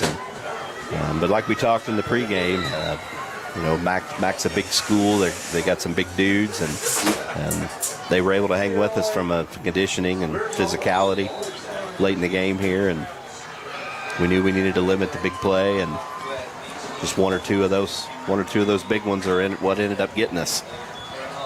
Quarterback kneel down. Clock continues to run. Stay tuned for the Bull Insurance Agency post-game show. We'll go over final stats that are brought to you by Arvest, followed by the coach's interview after Coach Bshore has time to talk to his players after the game.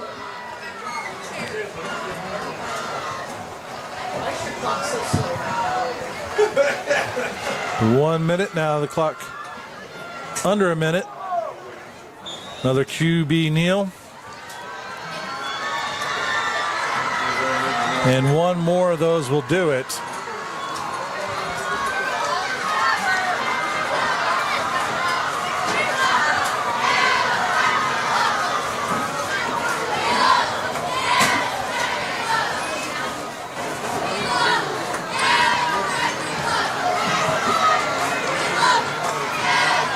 Been a long time since Lamar started off on the wrong side of the win column. That's going to bring it in to tonight's Big 8 football game.